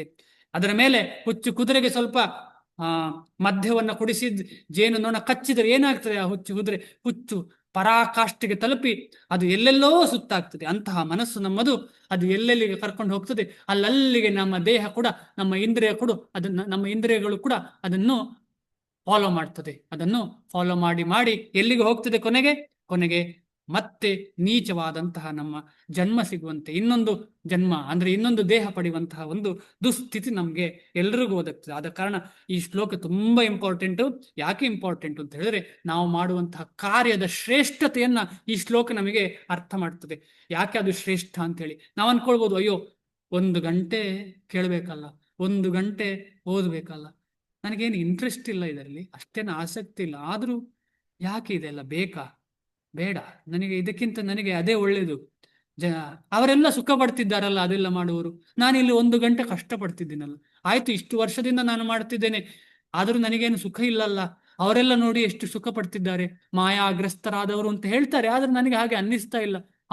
ಅವರ ಮಕ್ಕಳೊಟ್ಟಿಗೆ, ಅವರ ಅಣ್ಣನಂತರೊಟ್ಟಿಗೆ ಮೂವಿಗೆ ಹೋಗ್ತಾರೆ, ಫ್ಯಾಮಿಲಿ ಜೊತೆ ಎಲ್ಲ ಟ್ರಿಪ್ ಹೊಡಿತಾರೆ, ಎಲ್ಲೆಲ್ಲಿಗೋ ಹೋಗ್ತಾರೆ, ವಿದೇಶ ಯಾತ್ರೆ ಮಾಡ್ತಾರೆ, ಅಯ್ಯೋ ಅವರೆಷ್ಟು ಖುಷಿಯಲ್ಲಿದ್ದಾರೆ, ನಾನು ಮಾತ್ರ ಈ ದೇವರು ದಿಂಡು ಅಂತ ಹೇಳಿ ಕಷ್ಟಪಡ್ತಿದ್ದೇನಲ್ಲ ಅಂತ ಹೇಳಿ ನಮ್ಮ ಮನಸ್ಸಿಗೆ ಅನಿಸಬಹುದು.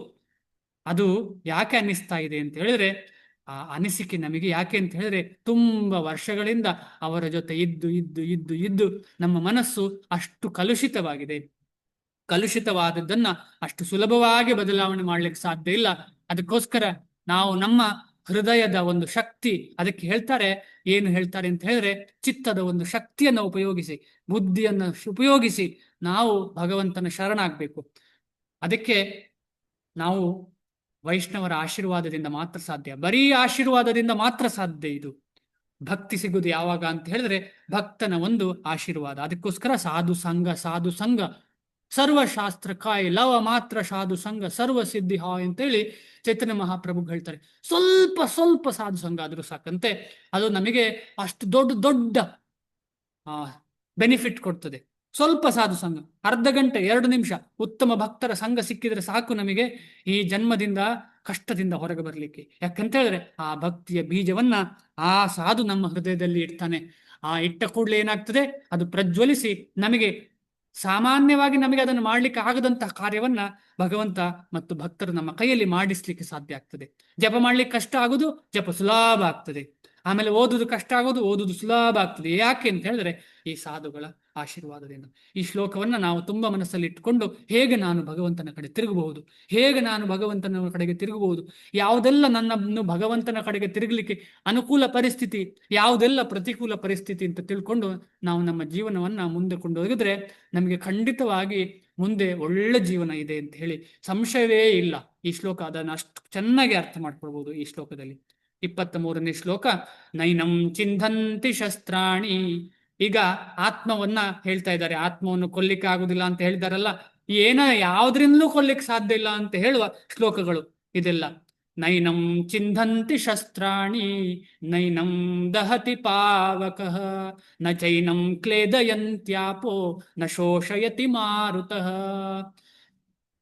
ಶಸ್ತ್ರಗಳಿಂದ ಚಿಂದಂತಿ, ಕನ್ನಡದಲ್ಲಿ ಉಂಟಲ್ಲ ಚಿಂದಿ ಮಾಡ್ಲಿಕ್ಕೆ ಚಿಂದಿ ಅಂತ ಹೇಳಿ, ಅದೇ ಅರ್ಥ ಇದ್ರದ್ದು ಕೂಡ. ಶಸ್ತ್ರಗಳಿಂದ ಅದನ್ನು ಕಟ್ ಮಾಡ್ಲಿಕ್ಕೆ ಆಗುದಿಲ್ಲ, ಕತ್ತರಿಸ್ಲಿಕ್ಕೆ ಆಗುದಿಲ್ಲ. ಯಾವುದನ್ನು? ಆತ್ಮವನ್ನು. ನೈನಂ ಚಿಂದಂತಿ ಶಸ್ತ್ರಾಣಿ. ಆಮೇಲೆ ಬೇರೆ ಬೇರೆ ರೀತಿಯ ಶಸ್ತ್ರಗಳುಂಟು. ನಾವಿಲ್ಲಿ ಕಾಣ್ತಾ ಇರುವಂತದ್ದು ಏನು ಶಸ್ತ್ರ? ಗನ್ ಇರ್ಬೋದು, ಆ ತರದೆಲ್ಲ ಕಾಣ್ತದೆ ನಮಗೆ, ಚೂರಿ, ಪಿಸ್ತೂಲು, ಇದೆಲ್ಲ ಶಸ್ತ್ರ. ಆದ್ರೆ ಭಗವಂತನ ಕಾಲದಲ್ಲಿ, ಅಂದ್ರೆ ಭಗವಂತ ಈ ಯುದ್ಧ ಮಾಡುವಂತ ಸಂದರ್ಭದಲ್ಲಿ, ಎಲ್ಲಿ ಯುದ್ಧವನ್ನ ಪ್ರೇರೇಪಿಸುವಂತ ಸಂದರ್ಭದಲ್ಲಿ, ಆ ಯುಗದಲ್ಲಿ, ದ್ವಾಪರ ಯುಗದ ಕೊನೆಯಲ್ಲಿ ಏನೆಲ್ಲ ಶಕ್ತಿಗಳಿತ್ತು ನೋಡಿ, ಏನೆಲ್ಲ ಶಸ್ತ್ರಗಳಿತ್ತು. ದಹತಿ ಪಾವಕಃ, ಅಗ್ನಿಯಂತಹ ಶಕ್ತಿ, ಅಗ್ನಿಶಾಸ್ತ್ರ, ಅಗ್ನಿಯ ಶಸ್ತ್ರ. ಆಮೇಲೆ ನೀರಿನ ಶಸ್ತ್ರ, ಆಮೇಲೆ ಗಾಳಿಯ ಶಸ್ತ್ರ. ಇದೆಲ್ಲ ಈಗಲೂ ಇದೆ, ಆದ್ರೆ ಅದನ್ನು ಯುದ್ಧಕ್ಕೋಸ್ಕರ ಅಷ್ಟು ಉಪಯೋಗಿಸ್ತಿಲ್ಲ. ಉದಾಹರಣೆಗೆ ಎಲ್ಲಿಯೋ ಬೆಂಕಿ ಆಯ್ತು, ಬೆಂಕಿಯನ್ನು ನಂದಿಸುವ ಶಸ್ತ್ರ ಏನು? ಬೆಂಕಿಯನ್ನು ನಂದಿಸುವ ಶಸ್ತ್ರ ನೀರನ್ನ ಫೈರ್ ಬ್ರಿಗೇಡ್ನವರು ಬಿಡ್ತಾರೆ, ಡ್ರರ್ ಅಂತೇಳಿ ಬಿಡ್ತಾರೆ. ಆ ಬಿಡುವಾಗ ಏನಾಗ್ತದೆ, ಅಗ್ನಿ ಮಂದವಾಗ್ತದೆ, ಅಗ್ನಿ ನಿಲ್ತದೆ, ಅಗ್ನಿಯ ಒಂದು ಪ್ರಜ್ವಲ ಶಕ್ತಿ ನಿಲ್ತದೆ. ಅದಕ್ಕೋಸ್ಕರ ಒಂದಕ್ಕೊಂದು ಒಪೋಸಿಟ್ ಇರುವಂತಹ ಅಸ್ತ್ರಗಳ ಬಗ್ಗೆ ಇಲ್ಲಿ ಎಕ್ಸ್ಪ್ಲೇನ್ ಮಾಡಿದ್ದಾರೆ. ಆತ್ಮವನ್ನು ಶಸ್ತ್ರಗಳು ಕತ್ತರಿಸಲಾರವು, ಅಗ್ನಿಯು ಸುಡಲಾರದು, ನೀರು ನೆನೆಯಿಸಲಾರದು ಮತ್ತು ಗಾಳಿಯು ಒಣಗಿಸಲಾರದು. ತುಂಬಾ ಸುಲಭದಲ್ಲಿ ಅರ್ಥ ಆಗುವಂತ ವಿಚಾರ. ಯಾಕೆಂತ ಹೇಳಿದ್ರೆ ಅದು ಸೂಕ್ಷ್ಮದಲ್ಲಿ ಸೂಕ್ಷ್ಮ, ಅದಕ್ಕಿಂತ ಸೂಕ್ಷ್ಮ ಏನೂ ಇಲ್ಲ, ಅದಕ್ಕಿಂತ ಚಿಕ್ಕದು ಏನೂ ಇಲ್ಲ. ಅದಕ್ಕೋಸ್ಕರ ಅಣೋರಣೀಯಾನ್ ಅಂತ ಹೇಳುದು ಯಾವುದಕ್ಕೆ? ಆತ್ಮಕ್ಕೆ. ಮಹತೋ ಮಹೀಯಾನ್ ಅಂತ ಹೇಳುದಕ್ಕೆ ಭಗವಂತನಿಗೆ. ಅಣೋರಣೀಯಾನ್ ಮಹತೋ ಮಹೀಯಾನ್. ಈ ಅಣು ಮಹತ್ತಾಗಲಿಕ್ಕೆ ಸಾಧ್ಯವೇ ಇಲ್ಲ. ಈ ಜೀವಾತ್ಮವು ದೊಡ್ಡದಾಗಲಿಕ್ಕೆ ಸಾಧ್ಯವೇ ಇಲ್ಲ. ಜೀವಾತ್ಮ ಯಾವಾಗಲೂ ಇಷ್ಟೇ, ಅಷ್ಟೇ. ಎಷ್ಟು ಅಂತ ಹೇಳಿ ನಾವು ನೋಡಿದ್ದೇವೆ. ಅದು ಬಾಲಾಗ್ರ ಶತಭಾಗಸ್ಯ ಶತದಾ ಕಲ್ಪಿತಸ್ಯ ಚ ಅಂದ್ರೆ 100 ತುಂಡು ಮಾಡಿ ಒಂದು ತುಂಡು ಅದರಲ್ಲಿ ಅಂತ ಹೇಳುವಂತ ಒಂದು ಶ್ಲೋಕವನ್ನ ನಾವು ಅರ್ಥ ಮಾಡಿಕೊಂಡಿದ್ದೇವೆ. ಭಾವಾರ್ಥ: ಕತ್ತಿಗಳು ಅಗ್ನಿಯ ಅಸ್ತ್ರಗಳು, ಆಗ್ನೇಯಾಸ್ತ್ರಗಳು, ವಾರುಣಾಸ್ತ್ರಗಳು, ವಾಯವ್ಯಾಸ್ತ್ರಗಳು ಅಂದ್ರೆ ವಾಯು, ಯಾವ ಅಸ್ತ್ರಶಸ್ತ್ರಗಳು ಆತ್ಮವನ್ನು ಕೊಲ್ಲಲಾರವು. ಆಧುನಿಕ ಕಾಲದ ಬೆಂಕಿ ಉಗುಳುವ ಅಸ್ತ್ರಗಳಲ್ಲದೆ ಮಣ್ಣು, ನೀರು, ವಾಯು, ಆಕಾಶ ಮೊದಲಾದವುಗಳಿಂದ ಮಾಡಿದ ಅಸ್ತ್ರಗಳು ಇದ್ದುವೆಂದು ಕಾಣುತ್ತದೆ. ಆಕಾಶ ಅಂತ ಹೇಳಿದ್ರೆ ನಿರ್ವಾತವಿರುವಂತಹ ಶಕ್ತಿ ಇರುವಂತಹ ಆಯುಧ ಕೂಡ ಉಂಟು. ಆಧುನಿಕ ಕಾಲದ ಅಣ್ವಾಸ್ತ್ರಗಳನ್ನು ಆಗ್ನೇಯಾಸ್ತ್ರಗಳೆಂದೇ ವರ್ಗೀಕರಿಸಲಾಗಿದೆ. ಪರಮಾಣು ಬಾಂಬ್ ಅಂತ ಹೇಳಿದ್ರೆ ಅಗ್ನಿಯಾಸ್ತ್ರ, ಅದು ಬೆಂಕಿ ಹುಡ್ತದಲ್ಲ, ಅದು ಹೋದ ಮೇಲೆ. ಬೇರೆ ಬೇರೆ ಬಗೆಗಳ ಭೌತಿಕ ಅಂಶಗಳಿಂದ ತಯಾರಾದ ಇತರ ಅಸ್ತ್ರಗಳು ಹಿಂದಿನ ಕಾಲದಲ್ಲಿ ಇದ್ದವು. ಆಗ್ನೇಯಾಸ್ತ್ರಗಳಿಗೆ ಪ್ರತಿಯಾಗಿ ವಾರುಣಾಸ್ತ್ರಗಳನ್ನು ಪ್ರಯೋಗಿಸಲಾಗುತ್ತಿತ್ತು. ಆಧುನಿಕ ವಿಜ್ಞಾನಕ್ಕೆ ಇಂತಹ ಅಸ್ತ್ರಗಳ ಪರಿಚಯವೇ ಇಲ್ಲ. ಆಧುನಿಕ ವಿಜ್ಞಾನಿಗಳಿಗೆ ಅಸ್ತ್ರಗಳ ವಿಷಯವೂ ತಿಳಿದಿಲ್ಲ.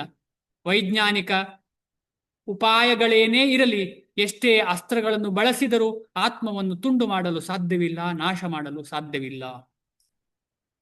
ಅಜ್ಞಾನ ಮಾತ್ರದಿಂದಲೇ ಜೀವಾತ್ಮನು ಅಸ್ತಿತ್ವಕ್ಕೆ ಬಂದದ್ದು ಹೇಗೆ, ಅನಂತರ ಮಾಯಾಶಕ್ತಿಯಿಂದ ಆವೃತನಾದದ್ದು ಹೇಗೆ ಎನ್ನುವುದನ್ನು ಮಾಯಾವಾದಿಯು ವಿವರಿಸಲಾರ.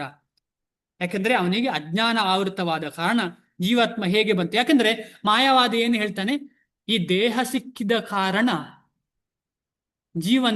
ಜೀವಿಗೆ ಆ ಜೀವಕ್ಕೆ ಭಗವಂತ ಅಂತ ಕರೀಲಿಕ್ಕೆ ಆಗುವುದಿಲ್ಲ. ಆದರೆ ಈ ದೇಹದಿಂದ ಮುಕ್ತಿ ಪಡೆದ ಕೂಡಲೇ ಆ ಜೀವಾತ್ಮವು ಭಗವಂತನ ಗುಂಡಿಗೆ ಐಕ್ಯವಾಗಿ ಅದು ಭಗವಂತನೇ ಆಗ್ತಾನೆ ಅಂತ ಹೇಳಿದ್ರೆ ಮಾಯಾವಾದ. ಅದು ಅಂದ್ರೆ ಮಂದಿ ಅಂತ ಮಂದ ಬುದ್ಧಿ. ಯಾಕೆಂತ ಹೇಳಿದ್ರೆ ಅಣೋರಣೀಯಾನ್ ಅಂತ ಹೇಳಿದ್ರೆ ಅಷ್ಟು ಸೂಕ್ಷ್ಮವಾದದ್ದು, ಅದು ಒಂದಾಗ್ಲಿಕ್ಕೆ ಸಾಧ್ಯ ಇಲ್ಲ. ಯಾಕಂದ್ರೆ ಪರ್ಟಿಕ್ಯುಲರ್ಲಿ ಎಲ್ಲದಕ್ಕೂ ನಾನೂ ಒಬ್ಬ ವ್ಯಕ್ತಿ, ಭಗವಂತ ಹೇಳ್ತಿದ್ದಾನೆ ನಾನೂ ಒಬ್ಬ ವ್ಯಕ್ತಿ, ನೀವೆಲ್ಲರೂ ರಾಜಾದಿಗಳು ಎಲ್ಲರೂ ಒಬ್ಬೊಬ್ಬರು ವ್ಯಕ್ತಿತ್ವ ಅಂತ ಹೇಳ್ತಾ ಇದ್ದಾನೆ. ಹೇಗೆ ಒಂದಾಗುವುದು? ಸಾಧ್ಯವೇ ಇಲ್ಲ ಅಂತ ಹೇಳಿ ನಮಗೆ ತುಂಬಾ ಸುಲಭವಾಗಿ ಭಗವಂತ ಹೇಳಿಕೊಟ್ಟಿದ್ದಾನೆ ಹಿಂದಿನ ಶ್ಲೋಕಗಳಲ್ಲಿ. ಜೀವಾತ್ಮಗಳು ಪರಮಾತ್ಮನಿಂದ ನಿರಂತರವಾಗಿ ಬೇರ್ಪಟ್ಟ ಭಾಗಾಂಶಗಳು. ಈ ಅಂಶಗಳು ಸನಾತನವಾಗಿ ಜೀವಾತ್ಮನಗಳಾಗಿದ್ದರಿಂದ ಅವು ಮಾಯಾಶಕ್ತಿಯಿಂದ ಆವೃತವಾಗುತ್ತದೆ. ಯಾಕೆ ನಾವು ಬೇರ್ಪಟ್ಟದ ಕಾರಣ, ನಾವು ಬೇರ್ಪಟ್ಟ ವ್ಯಕ್ತಿಗಳಾದ ಕಾರಣ ನಮಗೆ ಯಾವಾಗ್ಲೂ ಮಾಯೆಯ ಹಿಡಿತಕ್ಕೆ ಹೋಗುವಂತ ಒಂದು ಸಾಧ್ಯತೆ ಜಾಸ್ತಿ. ಭಗವಂತನಿಗೆ ಹಾಗೆ ಇಲ್ವೇ ಇಲ್ಲ. ಹಾಗೆಯೇ ಜೀವಾತ್ಮಗಳು ಭಗವಂತನ ಸಂಘದಿಂದ ಬೇರೆಯಾಗುತ್ತವೆ. ವರಾಹ ಪುರಾಣದಲ್ಲಿ ಜೀವಿಯನ್ನು ಪರಮೋನ್ನತ ವಿಭಿನ್ನಾಂಶಗಳು ಎಂದು ವರ್ಣಿಸಿದೆ. ವರಾಹ ಪುರಾಣದಲ್ಲಿ ಜೀವಿಗಳನ್ನು ಅಂದ್ರೆ ಆತ್ಮವನ್ನು ಪರಮೋನ್ನತ ವಿಭಿನ್ನಾಂಶಗಳು ಎಂದು ವರ್ಣಿಸಿದೆ. ಅಂದ್ರೆ ಯಾವುದು? ನೀಚ ಆಗಿದ್ರೆ ಪ್ರಕೃತಿ ಕೂಡ ಭಗವಂತನ ಅಂಶ, ಜೀವ ಕೂಡ ಭಗವಂತನ ಅಂಶ. ಜೀವ ಭಗವಂತನ ಉನ್ನತವಾದಂತಹ ಅಂಶ, ಪ್ರಕೃತಿ ನೀಚವಾದಂತಹ ಅಂಶ, ಕೆಳಗಿರುವಂತಹ ಅಂಶ. ಕೃಷ್ಣನಿಂದ ಪಡೆದ ತಿಳುವಳಿಕೆಯಿಂದ ಅರ್ಜುನನು ಮುಕ್ತನಾದ. ಆದರೆ ಅವನು ಎಂದಿಗೂ ಕೃಷ್ಣನೊಡನೆ ಒಂದಾಗಲಿಲ್ಲ. ಖಂಡಿತವಾಗಿ ಕೃಷ್ಣನಿಂದ ಒಂದಾಗಲಿಲ್ಲ, ಕೃಷ್ಣನ ಜೊತೆ ಒಂದಾಗಲಿಲ್ಲ. ಕೃಷ್ಣನ ಸೇವೆ ಮಾಡಲಿಕ್ಕೆ ಶುರು ಮಾಡಿದ. ಸಮಯ ಇದ್ರೆ ಈ ಶ್ಲೋಕವನ್ನು ಓದೋಣ. ಈ ಶ್ಲೋಕ ಓದೋಣ. ಇದೆಲ್ಲವೂ ಆತ್ಮದ ಲಕ್ಷಣವನ್ನ ಹೇಳುವಂಥದ್ದು. ಅಚ್ಛೇದ್ಯೋ ಅಯಮದಾಹ್ಯೋಯಂ ಅಕ್ಲೇದ್ಯೋ ಅಶೋಷ್ಯ ಏವಚ ನಿತ್ಯ ಸರ್ವಗತಸ್ಥಾಣು ಅಚಲೋಯಂ ಸನಾತನಃ. ಅನುವಾದ: ಜೀವಾತ್ಮವನ್ನು ಮುರಿಯಲಾಗುವುದಿಲ್ಲ, ಛೇದ ಮಾಡಲಿಕ್ಕೆ ಸಾಧ್ಯ ಇಲ್ಲ. ಅಯಂ ಅದಾಹ್ಯ, ಸುಡಲಾಗುವುದಿಲ್ಲ, ನೀರಿನಲ್ಲಿ ಕರಗಿಸಲು ಸಾಧ್ಯವಿಲ್ಲ, ಇದನ್ನು ಸುಡಲು ಸಾಧ್ಯವಿಲ್ಲ, ಒಣಗಿಸಲು ಸಾಧ್ಯವಿಲ್ಲ. ಈತನು ನಿತ್ಯನು, ಎಲ್ಲೆಡೆ ಇರುವವನು, ಬದಲಾವಣೆ ಇಲ್ಲದವನು, ಅಚಲನಾದವನು ಮತ್ತು ಸನಾತನವಾಗಿಯೂ ಒಂದೇ ಆಗಿರುತ್ತಾನೆ. ಅದಕ್ಕೋಸ್ಕರ ಹಿಂದೆ ನಾವು ನೋಡಿದ್ದೇವಲ್ಲ, ಸೂರ್ಯನಲ್ಲಿ ಕೂಡ ಜೀವಿಗಳಿದ್ದಾರೆ ಅಂತ ಹೇಳಿ ಪ್ರಭುಪಾದರು ಹೇಳಿದ್ದಾರೆ. ಯಾಕೆಂದ್ರೆ ಆತ್ಮ ಬೆಂಕಿಯಿಂದ ಸುಡದೇ ಇರುವಂಥದ್ದು. ಆದ ಕಾರಣ ಬೆಂಕಿಯಿಂದ ಆವೃತವಾದಂತಹ ದೇಹ ಸಿಕ್ಕಿದ್ರೆ ಅವನು ಸೂರ್ಯಲೋಕದಲ್ಲಿ ಬದುಕಬಹುದು, ಆರಾಮದಲ್ಲಿ ಬದುಕಬಹುದು. ಯಾಕೆಂದ್ರೆ ಬೆಂಕಿಯ ಜೊತೆ ಬದುಕುವಂತಹ ದೇಹ ಸಿಗ್ತದೆ ಅವನಿಗೆ. ಅನುವಾದ: ಜೀವಾತ್ಮನನ್ನು ಮುರಿಯಲಾಗುವುದಿಲ್ಲ ಆಯ್ತಲ್ಲ. ಭಾವಾರ್ಥ: ಜೀವಾತ್ಮನು ನಿರಂತರವಾಗಿ ಪೂರ್ಣ ಚೇತನದ ಅಣುವಾಗಿ ಉಳಿಯುತ್ತಾನೆ. ಅಂದ್ರೆ ಅವನು ಪಂಚಮಹಾಭೂತದಿಂದ ಮಾಡಿದ ವ್ಯಕ್ತಿ ಅಲ್ಲ, ಅವನು ಚೇತನ. ಅಗ್ನಿ ಅಂತ ಹೇಳಿದ್ರೆ ಪಂಚಮಹಾಭೂತ ಅಲ್ವೇ? ಪಂಚಮಹಾಭೂತದಿಂದ ಮಾಡಿದ್ದೇ ಅಲ್ವೇ ಅಲ್ಲ. ಆದ ಕಾರಣ ಅವನು ಚೇತನ. ಚೇತನವನ್ನು ಯಾವುದೇ ಪಂಚಮಹಾಭೂತದಿಂದ ಸುಡ್ಲಿಕ್ಕೆ ಸಾಧ್ಯ ಇಲ್ಲ. ಯಾಕೆಂದ್ರೆ ಪಂಚಮಹಾಭೂತಗಳೆಲ್ಲ ಪ್ರಕೃತಿ, ಅದು ನೀಚ. ನೀಚ ಅಂತ ಹೇಳಿದ್ರೆ ಕೆಳಗೆ ಇರುವಂತಹ, ಭಗವಂತನ ಕೆಳಸ್ತರದಲ್ಲಿ ಇರುವಂತಹ ಒಂದು ಶಕ್ತಿ. ಮೇಲ್ಸ್ತರದಲ್ಲಿ ಇರುವಂತಹ ಶಕ್ತಿ ಯಾವುದು? ಆತ್ಮ. ಆದ ಕಾರಣ ಮೇಲ್ಸ್ತರದಲ್ಲಿರುವಂತಹ ಆತ್ಮವನ್ನು ಕೆಳಸ್ತರದಲ್ಲಿ ಇರುವಂತಹ ಶಕ್ತಿಯು ಖಂಡಿತವಾಗಿ ಏನು ಮಾಡಲಿಕ್ಕೆ ಸಾಧ್ಯ ಇಲ್ಲ, ಬರೀ ಆವೃತ್ತ ಮಾಡಬಹುದಷ್ಟೇ. ಈ ವಿಷಯಕ್ಕೆ ಇನ್ನೊಂದ್ಸಲ ಓದ್ತೇನೆ.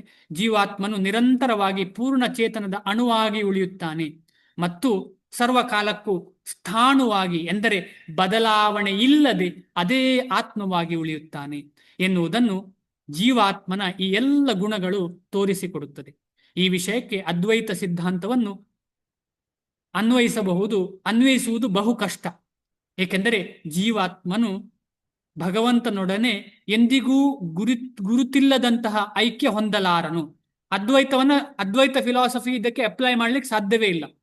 ಜಡ ವಸ್ತುವಿನ ಕಲ್ಮಶದಿಂದ ಮುಕ್ತನಾದ ಅನಂತರ ಜೀವಾತ್ಮನು ದೇವೋತ್ತಮ ಪರಮ ಪುರುಷನ ಉಜ್ವಲ ಕಿರಣಗಳಲ್ಲಿ ಒಂದು ಆಧ್ಯಾತ್ಮಿಕ ಕಿಡಿಯಾಗಿ ಉಳಿಯಲು ಬಯಸಬಹುದು. ಆದರೆ ವಿವೇಕಿ ಆತ್ಮಗಳು ದೇವೋತ್ತಮನ ಸನ್ನಿಧಿಯಲ್ಲಿರಲು ಆಧ್ಯಾತ್ಮಿಕ ಗ್ರಹಗಳನ್ನು ಪ್ರವೇಶಿಸುತ್ತವೆ. ಇದು ಅರ್ಥ ಆಯ್ತಲ್ವೇ? ಯಾಕೆ ಇಲ್ಲಿ ಹೇಗೆ ಬರ್ದಿದೆ ಅಂದ್ರೆ, ಅದ್ವೈತ ಅಂತ ಹೇಳಿದ್ರೆ ಈಗ ಎರಡಿದೆ, ಆಮೇಲೆ ಒಂದೇ ಆಗ್ತದೆ ಅಂತ ಅರ್ಥ ಅದರದ್ದು. ಅದ್ವೈತ ಅಂದ್ರೆ, ದ್ವೈತ ಅಂತ ಹೇಳಿದ್ರೆ ಯಾವತ್ತೂ ಎರಡೇ ಅಂತ ಹೇಳಿ. ಯಾವತ್ತೂ ಎರಡೇ, ಆತ್ಮ ಮತ್ತು ಪರಮಾತ್ಮ ಒಂದಾಗಲಿಕ್ಕೆ ಸಾಧ್ಯವೇ ಇಲ್ಲ. ಒಂದು ಹೇಗೆ ಅಂದ್ರೆ ಗುಣಗಳಲ್ಲಿ ಒಂದಿರಬಹುದು, ಆದ್ರೆ ಸೇವೆಯ ಮುಖಾಂತರ ಅದು ಒಂದಾಗುವುದು. ಅಂದ್ರೆ ಸೇವೆಯ ಮುಖಾಂತರ ಒಂದೇ ಆಗುದು. ಅದು ವಿವೇಕಿ ಆತ್ಮಗಳು ಅಂದ್ರೆ ಭಕ್ತರು ದೇವೋತ್ತಮ ಸನ್ನಿಧಿಯಲ್ಲಿ ಆಧ್ಯಾತ್ಮಿಕ ಗೃಹಗಳನ್ನು ಪ್ರವೇಶಿಸಿ ಭಗವಂತನ ಸೇವಾ ಕೈಂಕರ್ಯದಲ್ಲಿ ತೊಡಗೊಳ್ತದೆ. ಆದ್ರೆ ಇವರು ಏನು ಅಂತ ಮಾಡ್ತಾರೆ? ಸಾಧ್ಯ ಇಲ್ಲ ಅದು. ಅಂದ್ರೆ ಅವರಿಗೆ ಏನ್ ಸಿಗ್ತದೆ ಅಂತ ಹೇಳಿದ್ರೆ ಭಗವಂತನ ಕಿರಣಗಳು ಗೊಟ್ಟೆ ಐಕ್ಯವಾಗುವಂತಹ ಒಂದು ಕೆಳಸ್ತರದ ಒಂದು ಭಯಂಕರ ಕಷ್ಟಕರವಾದಂತಹ ಒಂದು ಮೋಕ್ಷ ಸಿಗ್ತದೆ. ಅಂತ ಮೋಕ್ಷ ತುಂಬಾ ಕಷ್ಟಕರ. ಅದರಿಂದ ಹೊರಗೆ ಬರ್ಲಿಕ್ಕೆ ಸಾಧ್ಯ ಇಲ್ಲ. ಆ ಒಂದು ಆತ್ಮಕ್ಕೆ ಸತ್ ಚಿತ್ ಆನಂದ ಅಂತ ಹೇಳುವಂತ ಒಂದು ಉಚ್ಚವಾದಂತಹ ಒಂದು ಸ್ಥಿತಿಯಿಂದ ಕೆಳಗೆ ತಕೊಂಡು ಹೋಗುವಂತಹ ಒಂದು ಮುಕ್ತಿ. ಅದು ಒಂದು ಶೋಚನೀಯವಾದಂತಹ ಮುಕ್ತಿ. ಆ ಮುಕ್ತಿಯನ್ನು ನಾವು ಯಾವತ್ತೂ ಆ ಮುಕ್ತಿಯ ಕಡೆಗೆ ನಾವು ಹಾತೊರಿಬಾರದು. ನಾವು ಯಾವತ್ತು ಏನು ಯೋಚನೆ ಮಾಡಬೇಕು? ಭಗವಂತನ ಸೇವೆ, ನಮಗೆ ಸೇವೆ. ಆ ಸೇವೆಯೇ ಮುಕ್ತಿ. ಆ ಸೇವೆ ಸಿಗುವುದಂದ್ರೆ ಮುಕ್ತಿ. ನಮಗೆ ಭಗವಂತ ಇಲ್ಲಿ ಸೇವೆ ಕೊಡಬಹುದು ಅಥವಾ ಯಾವುದೇ ಲೋಕದಲ್ಲಿ ಸೇವೆ ಕೊಡಬಹುದು. ಆ ಸೇವೆಯೇ ನಿಜವಾದ ಮುಕ್ತಿ. ಇದಕ್ಕೆ ಭಗವಂತನ ಭಕ್ತರು ಯಾವಾಗಲೂ ಆಗ್ರಹಿಸ್ತಾರೆ. ಸರ್ವಗತ, ಎಲ್ಲೆಡೆ ಇರುವವ ಎನ್ನುವ ಶಬ್ದವು ಮಹತ್ವದ್ದು. ಈ ಶಬ್ದಕ್ಕೆ ಮಾಯಾವಾದಿಗಳು ಏನ್ ಅನ್ಕೊಳ್ತಾರೆ? ಆತ್ಮವು ಸರ್ವಗತ, ಆದ ಕಾರಣ ಆತ್ಮವೇ ಭಗವಂತ ಅಂತ ಹೇಳಿ. ತಪ್ಪು ಕಲ್ಪನೆ ಇದು. ಏಕೆಂದರೆ ಜೀವಿಗಳು ಭಗವಂತನ ಸೃಷ್ಟಿಯಲ್ಲಿ ಎಲ್ಲೆಲ್ಲೂ ಇವೆ ಎನ್ನುವುದರಲ್ಲಿ ಸಂದೇಹವಿಲ್ಲ. ಅಂದ್ರೆ ಭಗವಂತನ ಸೃಷ್ಟಿಯಾದ ಈ ಜೀವಿಯು, ಆತ್ಮವು ಇಲ್ಲಿದೆ, ನಾಳೆ ಎಲ್ಲಿಯೋ ಹೋಗ್ತದೆ. ಆದ ಕಾರಣ ಅದು ಸರ್ವಗತ, ಎಲ್ಲ ಕಡೆ ಹೋಗ್ತಾ ಇದೆ. ಎಲ್ಲಾ ಕಡೆ ಇದೆ ಅಂತ ಅಲ್ಲ, ಎಲ್ಲಿ ಕಡೆ ಹೋಗ್ತದೆ ಅಂತ ಹೇಳಿ ಅರ್ಥ ಅದರದ್ದು. ಅವು ಭೂಮಿಯ ಮೇಲೆ, ನೀರಲ್ಲಿ, ವಾಯುವಿನಲ್ಲಿ, ಭೂಮಿಯ ಒಳಗಡೆ ಮತ್ತು ಅಗ್ನಿಯಲ್ಲಿ ಸಹ ವಾಸಿಸುತ್ತದೆ. ಅದಕ್ಕೋಸ್ಕರ ಸರ್ವಗತ. ಸರ್ವವ್ಯಾಪಿ ಅಲ್ಲ, ಅದು ಸರ್ವಗತ. ಅವು ಅಗ್ನಿಯಲ್ಲಿ ದಗ್ಧವಾಗುತ್ತದೆ ಎನ್ನುವ ನಂಬಿಕೆಯನ್ನು ಒಪ್ಪಲು ಸಾಧ್ಯವಿಲ್ಲ. ಅಗ್ನಿಯಲ್ಲಿ ಸುಡುತ್ತದೆ ಅಂತ ಹೇಳುವುದನ್ನ ಒಪ್ಪಲಿಕ್ಕೆ ಸಾಧ್ಯವೇ ಇಲ್ಲ. ಏಕೆಂದರೆ ಬೆಂಕಿಯು ಆತ್ಮವನ್ನು ಸುಡಲಾರದು ಎಂದು ಇಲ್ಲಿ ಸ್ಪಷ್ಟವಾಗಿ ಹೇಳಿದೆ. ಆದ್ದರಿಂದ ಸೂರ್ಯಗ್ರಹದಲ್ಲಿ ಸಹ ಅಲ್ಲಿಗೆ ಹೊಂದುವ ದೇಹಗಳಲ್ಲಿ ಜೀವಿಗಳಿದ್ದಾರೆ ಎನ್ನುವುದರಲ್ಲಿ ಅನುಮಾನವೇ ಇಲ್ಲ. ಸೂರ್ಯಮಂಡಲದಲ್ಲಿ ಯಾರೂ ಇಲ್ಲದಿದ್ದರೆ ಸರ್ವಗತ ಎನ್ನುವ ಶಬ್ದಕ್ಕೆ ಅರ್ಥವೇ ಇಲ್ಲ. ಸರ್ವಗತ ಅಂತ ಹೇಳಿ ಶ್ರುತವಾಕ್ಯಕ್ಕೆ ಅರ್ಥವೇ ಇಲ್ಲ. ಇವತ್ತು ಈ ಶ್ಲೋಕದ ಜೊತೆ ನಾವು ನಿಲ್ಲಿಸೋಣ. ಮುಂದೆ ನಾಳೆ 25ನೇ ಶ್ಲೋಕ ಓದೋಣ. ಏನಾದರೂ ಪ್ರಶ್ನೆ ಇದ್ರೆ ದಯವಿಟ್ಟು ಕೇಳಬಹುದು.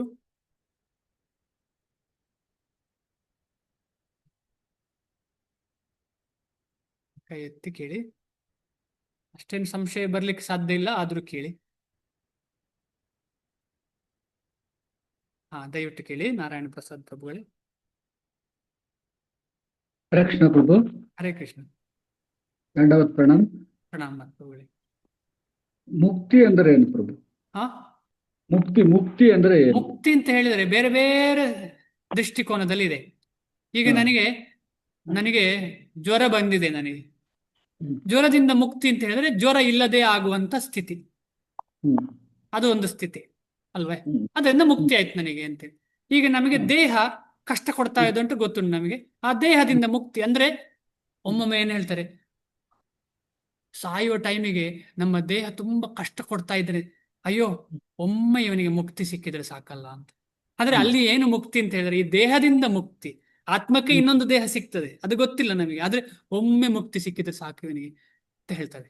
ಆದ್ರೆ ಈ ಎಲ್ಲ ಮುಕ್ತಿಗಳು ಕೆಳಸ್ತರದಲ್ಲಿರುವಂತಹ ಮುಕ್ತಿ. ನಿಜವಾದ ಮುಕ್ತಿ ಅಂತ ಹೇಳಿದ್ರೆ ಭಗವಂತನ ಸೇವೆ. ಅದನ್ನು ಹೇಗೆ ಅಂತ ನಾವು ಅರ್ಥ ಮಾಡ್ಕೊಳ್ಳೋಣ. 3 ರೀತಿಯ ರಿಯಲೈಸೇಷನ್ ನಾವು ಅರ್ಥ ಮಾಡ್ಕೊಂಡಿದ್ದೇವಲ್ಲ. ಒಂದು ಭಗವಾನ್, ಫಸ್ಟ್ ಇದು ಮೇಲ್ಸ್ತರದಲ್ಲಿರುವುದು. ಆಮೇಲೆ ಪರಮಾತ್ಮ, ಆಮೇಲೆ ಬ್ರಹ್ಮನ್ ಅಂತ ಹೇಳಿ ನಾವು ಅರ್ಥ ಮಾಡ್ಕೊಂಡಿದ್ದೇವೆ ಹಿಂದಿನ ಕ್ಲಾಸ್ಗಳಲ್ಲಿ. ಯಾರು ಬ್ರಹ್ಮನ್ ಜೊತೆ ಐಕ್ಯ ಮಾಡ್ಲಿಕ್ಕೆ ಪ್ರಯತ್ನ ಪಡ್ತಿದ್ದಾರೋ ಅದು ಒಂದು ರೀತಿಯ ಮುಕ್ತಿ. ಆದ್ರೆ ಅಲ್ಲಿ ಅದಕ್ಕೆ ದೇಹ ಸಿಗುವುದಿಲ್ಲ, ಸೇವೆ ಸಿಗುವುದಿಲ್ಲ. ಯಾಕೆಂದ್ರೆ ಆತ್ಮದ ಒಂದು ಲಕ್ಷಣ ಅಂತ ಹೇಳಿದ್ರೆ ಸತ್ ಚಿತ್ ಆನಂದ ಅಂತ ಹೇಳಿ, ಅದು ಯಾವತ್ತೂ ಆನಂದದಲ್ಲಿರುವುದು. ಈಗ ನಾನೊಬ್ಬ ವ್ಯಕ್ತಿ ಅಲ್ಲ ಅಂತ ಹೇಳಿದ್ರೆ ಆನಂದಕ್ಕೆ ಹಾತೊರೆಯುವುದು ನಾವೆಲ್ಲ. ನಮಗೆ ಇನ್ನೊಬ್ಬನನ್ನು ಸೇವೆ ಮಾಡದೆ ಒಂದೇ ಕಡೆ ಸುಮ್ಮನೆ ಕೂತು ಏನೂ ಇಲ್ಲದವನನ್ನು ಏನಾದ್ರೂ ಆನಂದ ಸಿಗತ್ತಾ? ಏನು ಆನಂದ ಇಲ್ಲ. ಯಾರಾದ್ರೂ ನಮಗೊಂದು ಮಗು ಇದೆ ಅಂತ ಇಟ್ಕೊಳ್ಳಿ, ಆ ಮಗು ಹುಟ್ಟಿನಿಂದಲೇ ಕಿವಿ ಕೇಳೋದಿಲ್ಲ, ಕಣ್ಣು ಕೇಳೋದಿಲ್ಲ, ಏನಿಲ್ಲ, ಸುಮ್ಮನೆ ಕೂತಿದೆ.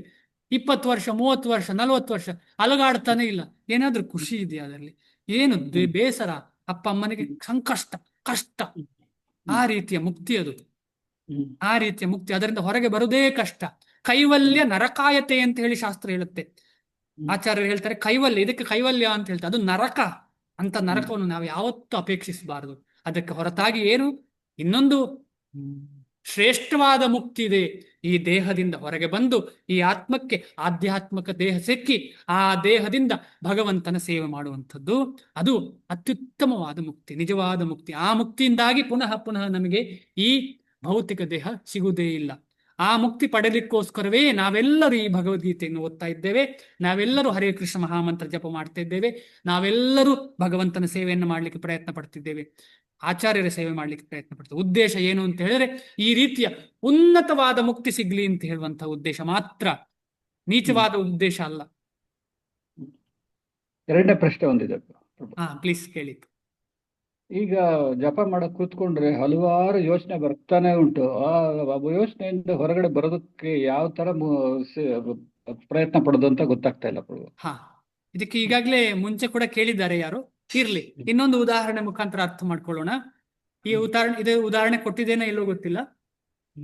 ನಾವು ಯೋಚನೆ ಮಾಡಿ, ಮಲ್ಪೆ ಬೀಚ್, ಮಂಗಳೂರಿನವರಾದ್ರೆ ಮಲ್ಪೆ ಬೀಚಿಗೆ ಹೋಗಿ ಕೂತು ಸ್ನಾನ ಮಾಡಬೇಕು ಅಂತ ಹೇಳಿ ಕೂತಿದ್ದೇವೆ ನಾವು, ಆಯ್ತಾ? ಆದ್ರೆ ನನಗೆ ಅನ್ನಿಸ್ತಾ ಇದೆ, ಇಲ್ಲ, ಎಲ್ಲ ನದಿ ಹಾಗೆ, ಸಮುದ್ರವು ನದಿ ಹಾಗೆ ಆಗುವಾಗ, ಅಲೆಗಳೆಲ್ಲ ನಿಲ್ಲುವಾಗ ಮಾತ್ರ ನಾನು ಸ್ನಾನ ಮಾಡುದು ಅಂತ ಹೇಳಿ ಕೂತಿದ್ದೇನೆ. ನಾನು ಕಾಯ್ತಾ ಇದ್ದೇನೆ. ಆಯ್ತು, ಅರ್ಧ ಗಂಟೆ ಆಯ್ತು, 1 ಗಂಟೆ ಆಯ್ತು.